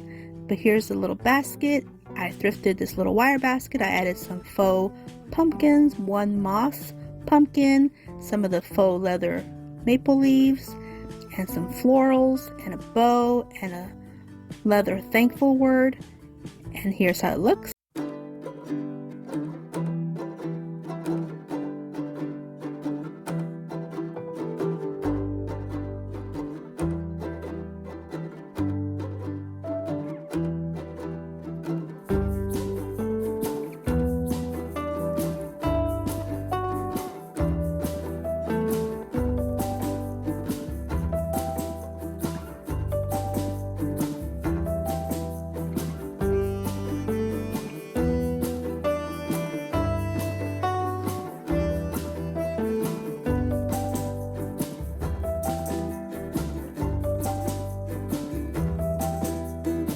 For DIY number 53, this one here, I'm taking one of these pumpkins from the Dollar Tree that's nicely decorated, but I have other plans.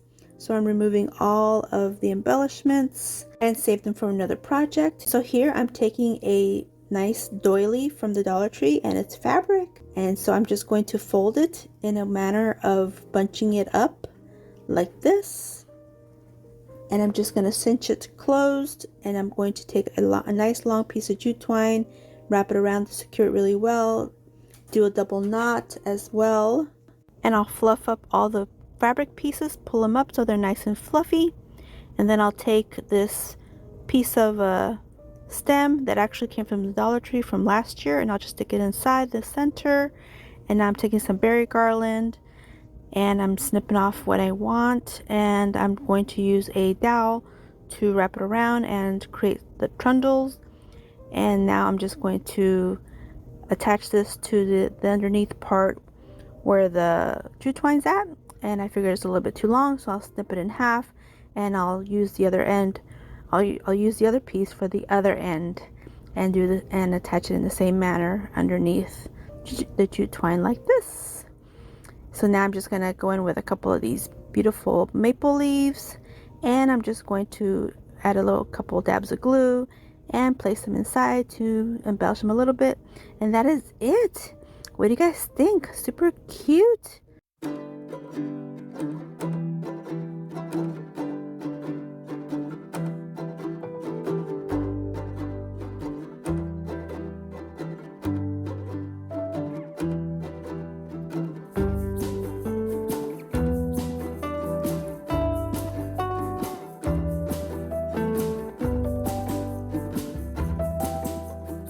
For DIY number 54, tier tray. So I'm taking this wood round. It's MDF from the Dollar Tree. I think it was from the summer, the garden pieces. And I'm going to remove this jute twine up top and then this handle on the bottom, and taking my spatula to remove the rest, and taking pliers to remove any pins, and taking my finger sander to get it all nice and sanded, nice and smooth. And we're almost ready to paint, but not yet. We'll set this aside and come back to it in a minute. And now I'm going to take one of these bamboo rings. I'm just going to use the smaller one. And now I really want to remove the paper off this round, so I'm taking some paper towels and I'm going to saturate this with some water. Allow that to sit for about 30 minutes. That way I can remove all this paper. And my bamboo ring is ready to go. Here's another sign that I had in my stash, removing these hooks on the sides and this jute twine, and it has a little ledge on the bottom, so I really like that for a tea tray. I was going to use this candle holder, but I changed my mind. You'll see that in a little bit. So I'm going to go ahead and start painting with some of this truffle chalk paint by Waverly. And now here I'm removing all this paper off this round until I get it all off like this. Here is my round, nice and painted. And now I'm taking some of this metal ribbon from the Dollar Tree, and I'm going to adhere this ribbon onto this bamboo round that's painted with the truffle. So I'm going to figure out how much of this I'm going to need, snip off the excess with my EMT shears that cuts this like butter. And now I'm going to take some E6000, add a nice glob of it, place this ribbon on the side, and use my craft clips to hold it in place, and then just go down and add some more of the E6000 and add some more clips, and just go all the way around until I get it all adhered together like this.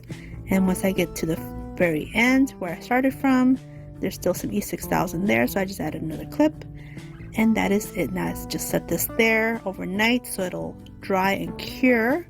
And now I'll do the same thing to this larger round that I painted. So here it is, and it just allows all this to dry overnight. Now in the meantime, I'm taking the spindle that was actually from an old chair that we found out in the road. But the spindles are good, so hey, don't overlook it. And I'm just using my drill to create some pilot holes for my screws. So I'm going to use the spindle instead of that candle holder. And here I'll go in with that same paint. Now here's the next day, everything's nice and dry. Look at this, beautiful. Both of my rounds are beautiful. So now I'm going to adhere this metal ring on this round, this MDF round. And I'll just use some hot glue for this because hot glue can handle the bamboo ring onto this piece here, this round piece. So it's not a problem. And now I'm just going to use my heat gun to remove any of the glue webs, get it nice and pretty. And now here is my spindle, and I'm just going to flip over my bottom piece, my base piece, and I'm going to use this round that I like to use for finding center. It doesn't have to be a perfect size of the round, it just helps you find the center. And I just mark it with a marker, and now I just add my little screw, and here's my drill, and I'm just going to put the screw through. So like this. So here it is, other side, and now I'm going to twist on there the spindle and using my screwdriver on the other side, and I do this to the top round as well. And you're thinking this looks a little funny, but there's a method to my madness. Hang on. This is definitely very custom.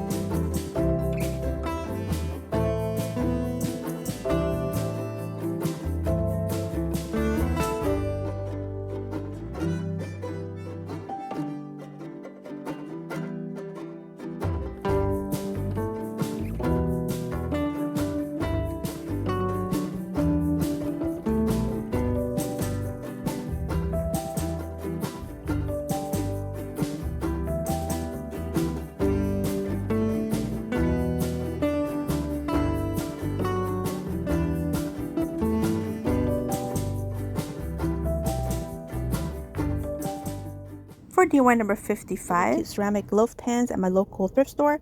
And on one, I'm going to just go in and add a little bit of this apple barrel paint in the color khaki on the underneath because it looked a little bit rough. And on the second one, I go in with the Waverly chalk paint in the color celery and give it a nice, good, thorough coating. And so what I'm planning to do with these is I'm going to incorporate these in the Cottagecore aesthetic because bread is a part of it. So I'm going to create some bread and you'll see where the fabric comes in on this one. Okay, so here they are nice and painted. Well, one is painted completely. The other one, I just painted the underneath. Okay, so here I'm taking this block of styrofoam, and I don't know where I got this from, but I've had it in my stash. And then I love this tool from the Dollar Tree. Oh my goodness, this tool is fantastic for cutting styrofoam. So I'll cut the styrofoam and I'll check and see how it fits inside and slice off the piece I don't need. And yes, this is going to be my bread, my loaf of bread. Yes, it is. So I'll go ahead and measure and cut out the second one in the same manner and like this, and it's there we are, nice and cut. So here again, I'm going to go in with the apple barrel color khaki, and I'm going to paint these up like this until they're all painted. And so now as they're drying, I'm taking these pieces of burlap and I'm going to hot glue them inside of these pans just to give it a nice, another look of the Cottagecore. And so here are my two loaves, and I'm going to stick them both in. And I know you're thinking those don't look like loaves. Yes, stick with me, they will. Okay, so here I picked up this fat quarter from Walmart actually, and I'm going to snip off a section of it. I'm just going to cut it with my scissors like this, And once I get it cut, then I'll fold it in half and I'll cut it in half because I'm going to create some Cottagecore napkins to cover up the bread with. Yeah, that's different. So this one's really easy. So now I'm just adding a bead of glue and I'm folding the edges down like this. And so I'll do it all the way around until I get all 4 edges nice and adhered, and that way it looks nice and clean. And you can sew this with the sewing machine, of course, but it's just easier just to use some hot glue. And if you rub it down and kind of massage it a little bit, then it won't feel bulky like hot glue is sticking up. It'll be nice and smooth. So here they are. Perfect. And so now I'm looking at it, I'm thinking, okay, they need a little bit more color. So I'm going back in with my khaki apple barrel paint, and now I'm going to go in with a little bit of the melted chocolate just because of the color. I wanted a little bit of a richness. So now with these 2 colors mixed together, now this is going to make it look more like the fresh bread. And so I'm going to go around the 2 sides of each of the loaves and leave the center light to resemble fresh bread. You know how the center always kind of is lighter and kind of like pops up? Yeah, that's the look I'm going for. You guys got to tell me, does this look like fresh bread to you? Well, kind of, sort of. Kind of, sort of. So I'll just continue this manner of painting this crust, I guess the crust of the bread, and leaving the center light until they look like this. And here they are. What do you guys think?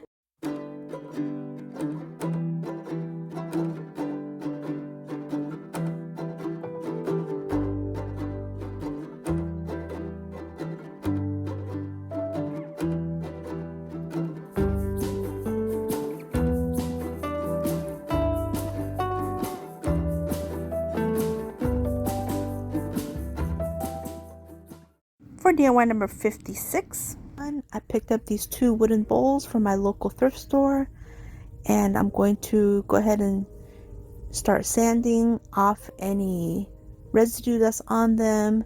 They look like they're pretty old, and now that I have them all sanded, I'm going to wipe them clean and remove any dust. And now I'm going to go in with some of the Waverly Antique Wax, and I'm going to add with a baby wipe just a little bit just to freshen it up.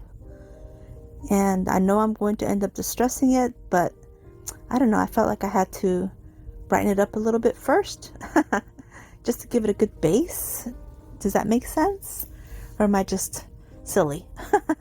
Okay, look, now they look pretty good, but that's okay, we're about to distress it. So I'm taking some Waverly chalk pen in the color Plaster and my chunky chippy brush from Dollar Tree, and I'm going to first go around the perimeter of the edge of the big bowl, and then I'm going to go with the grain all on the inside and on the outside, just like this. And I'll do the same thing with my smaller bowl. And on the outside, the way the wood is, it's kind of curved on the sides, and so that's why you'll see that all kind of not, it'll look like it's not with the grain, but it is. So see these kind of curved, that's just the way the bowl is made. Same with this small one. So it's hard to see, but yeah, the outside is a little bit odd the way the grain goes. And so you'll see here, see I'm going like kind of like down. That's the way the grain is. So that's the way I went. So now I'm taking these 2 pieces from the Dollar Tree. One is a vase and the other one is a candle holder, and I'm going to go in with some rubbing alcohol just to wipe them down, get them nice and clean. And now I'm going to go in with some of this folk art enamel paint, and it's for any kind of glass or ceramics. And this is a green, and I don't remember the exact name of it, but I'll definitely link it in my description box. But this paint is for any kind of glass or ceramics, so it won't scrape off or scratch off. So I'll add a little bit of the green and a little bit of this gold. And if you see the little glass on the bottle, that's the multi-surface paint, the enamel paint. So I'm going to mix these 2 colors together because that's the only green I had in the multi, and I didn't like it. It was a little bit too dark, so I added the gold, just trying to get the right tone that I wanted for this. And this is how they came out. Not bad. Now I have to distress them so they'll look better. And now I'm going to go in with some of the Waverly chalk paint in the color Plaster. And with my chunky chippy brush, I'll go in and distress both of these until they look like this. And now I'm liking it, but I want to go a little bit further and give it another bit of color. And so I'm going to go in with some of the Waverly antique wax and give it a little bit more character. So I'll just sparingly add it here and there until they look like this. Now I'm pretty happy with them. They look like they could be cottagecore. So now I'm going to begin to assemble. And so I'm taking this piece of wooden plank from the Dollar Tree and I'm going to snip it off the corners just so I can fit it inside my candle holder, because my candle holder has that little edge. It's like a little well, and it just makes it a little bit difficult to glue anything onto it. So this will be like a piece that everything can hold on well, if that makes sense. So now I'm going to add some E6000 because I'm gluing to ceramic and some hot glue. And now I'm adding some E6000 to the edge, the perimeter edge, again because it's ceramic. And then I'll add some wood glue to the center of this wood piece because this will be wood to wood. So now I'm just going to flip my bowl over and place my candle holder on top, and I'm going to make sure that everything is lined up just right, turn it over and allow it to dry. And now I'll work on my other piece, and this one's with the vase, and I'll do the same thing, only I don't need any wood because the vase has a hole.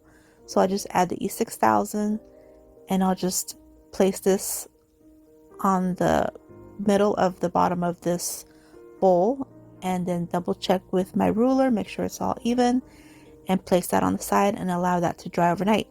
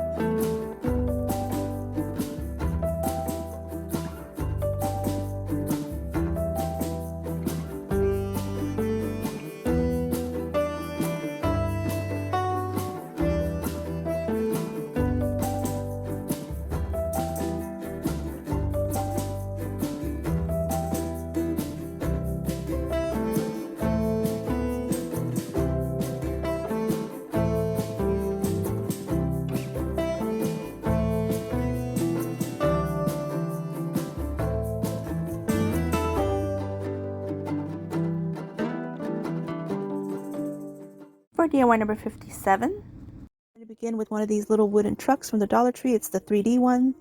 And I'm going to go in with some of the Waverly antique wax and a baby wipe. And so I'm going to place it on the front of this little truck.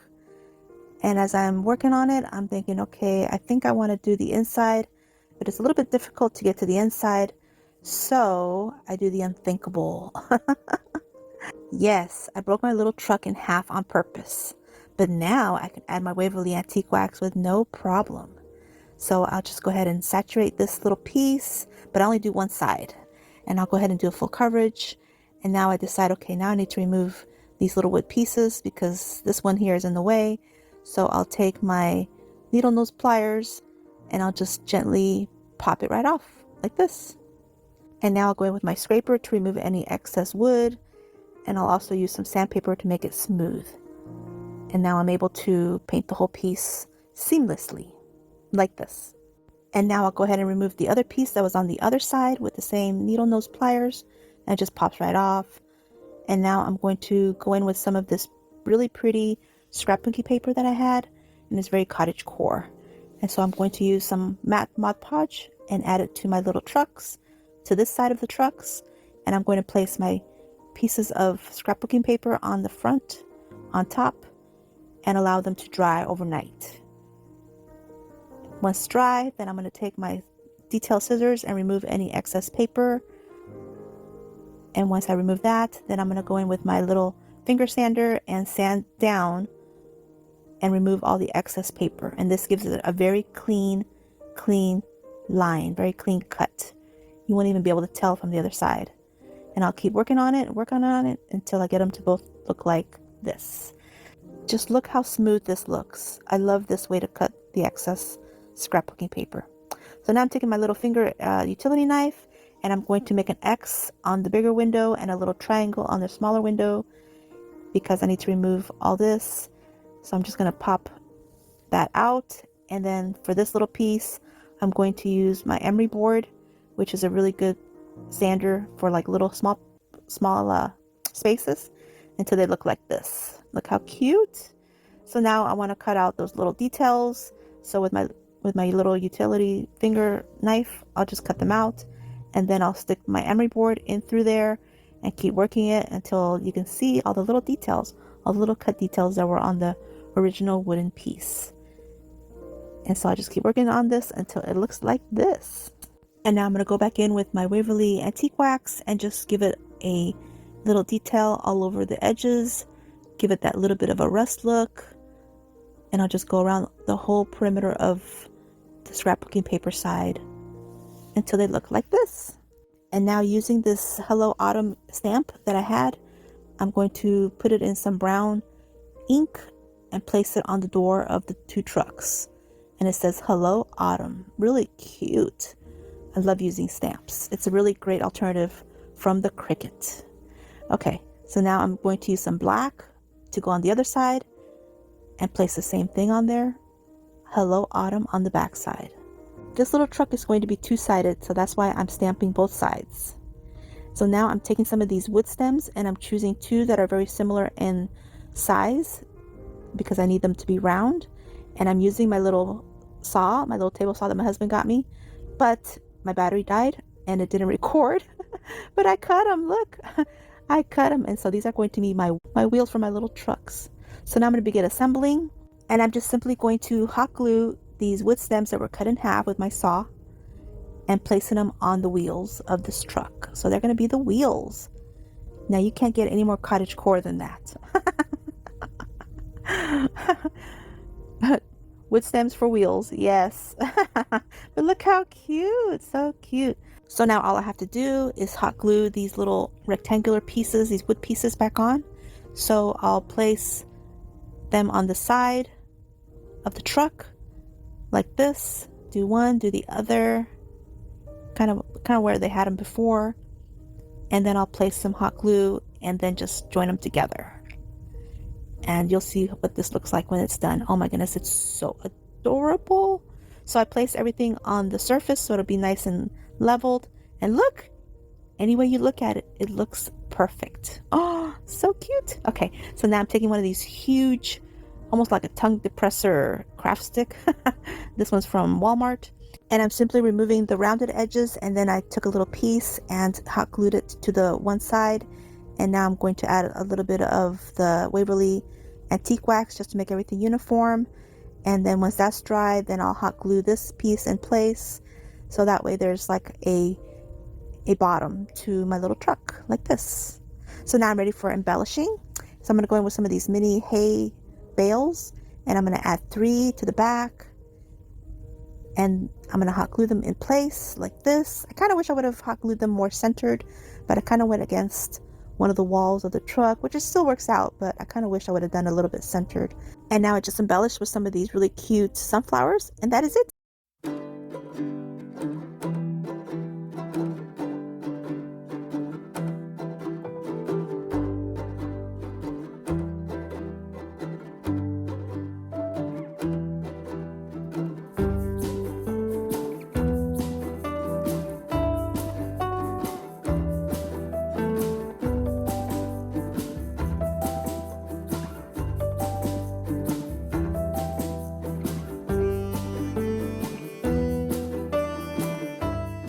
For DIY number 58, the scrap wood that I actually found in my backyard.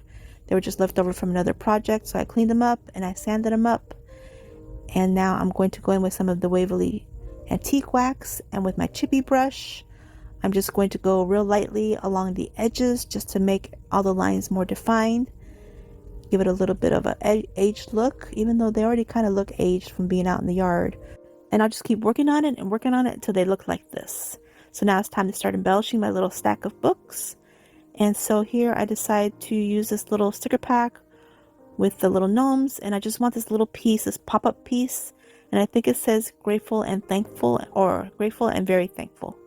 And with my detail scissors, I'm going to snip off grateful, and I'm going to snip off and very, and now I have thankful. And these are going to go on the sides of my books, and just another alternative to using a Cricut. You can use anything, really. You can use any stickers, you can use any stamps, you can use stencils, all kinds of things. So here they are, my little books, my little faux books. And now using a tiny bit of hot glue, I'm just going to add some glue to these little pieces, and I'll put thankful up top and very in the center and grateful on the bottom of my little stacked books, my little wooden stacked books. And now I'm taking this other fall sticker pack, and I'm going to use these cute little pop-up mushrooms to place on the side of the books. And also I'm taking this sunflower with the greenery, and I'm going to place that on the very top of my stacked books. And now all I have to do is embellish with some jute twine and some berry garland, and I'm done.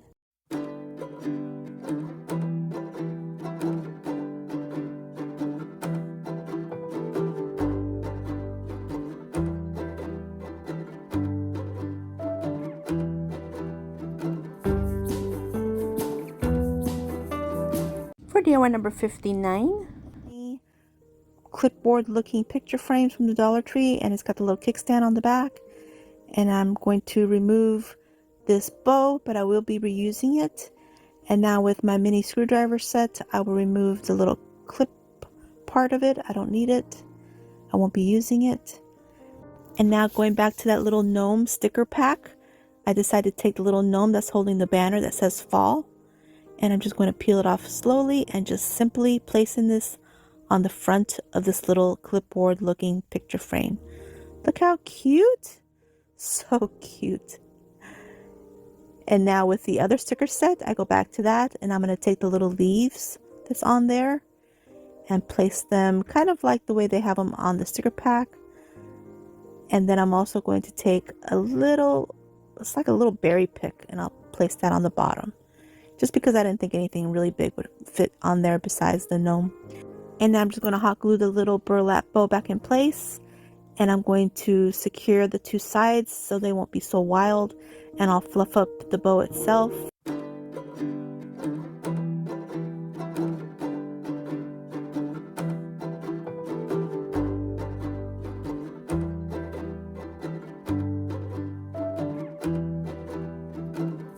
And for DIY number 60, cute candle holder at my local thrift store, and all I'm going to do is just give it a nice little refresh.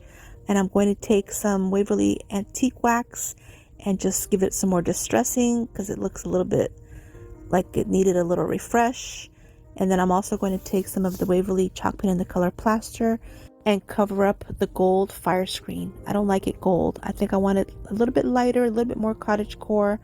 And then I'll also go back in with a little bit of the antique wax just to make it look not so new. And I'll also add a little bit to the little teapot up top. And that is it.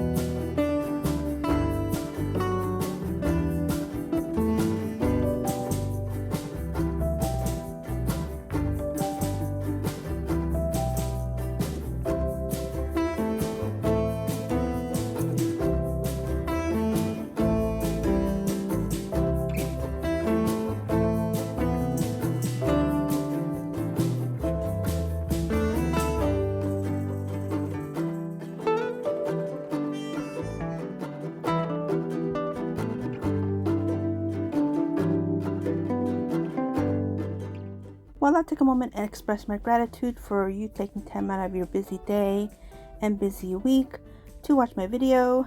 Hope you guys enjoyed it. Hope you guys enjoyed my fall DIYs and maybe you received some bit of inspiration somewhere or ideas.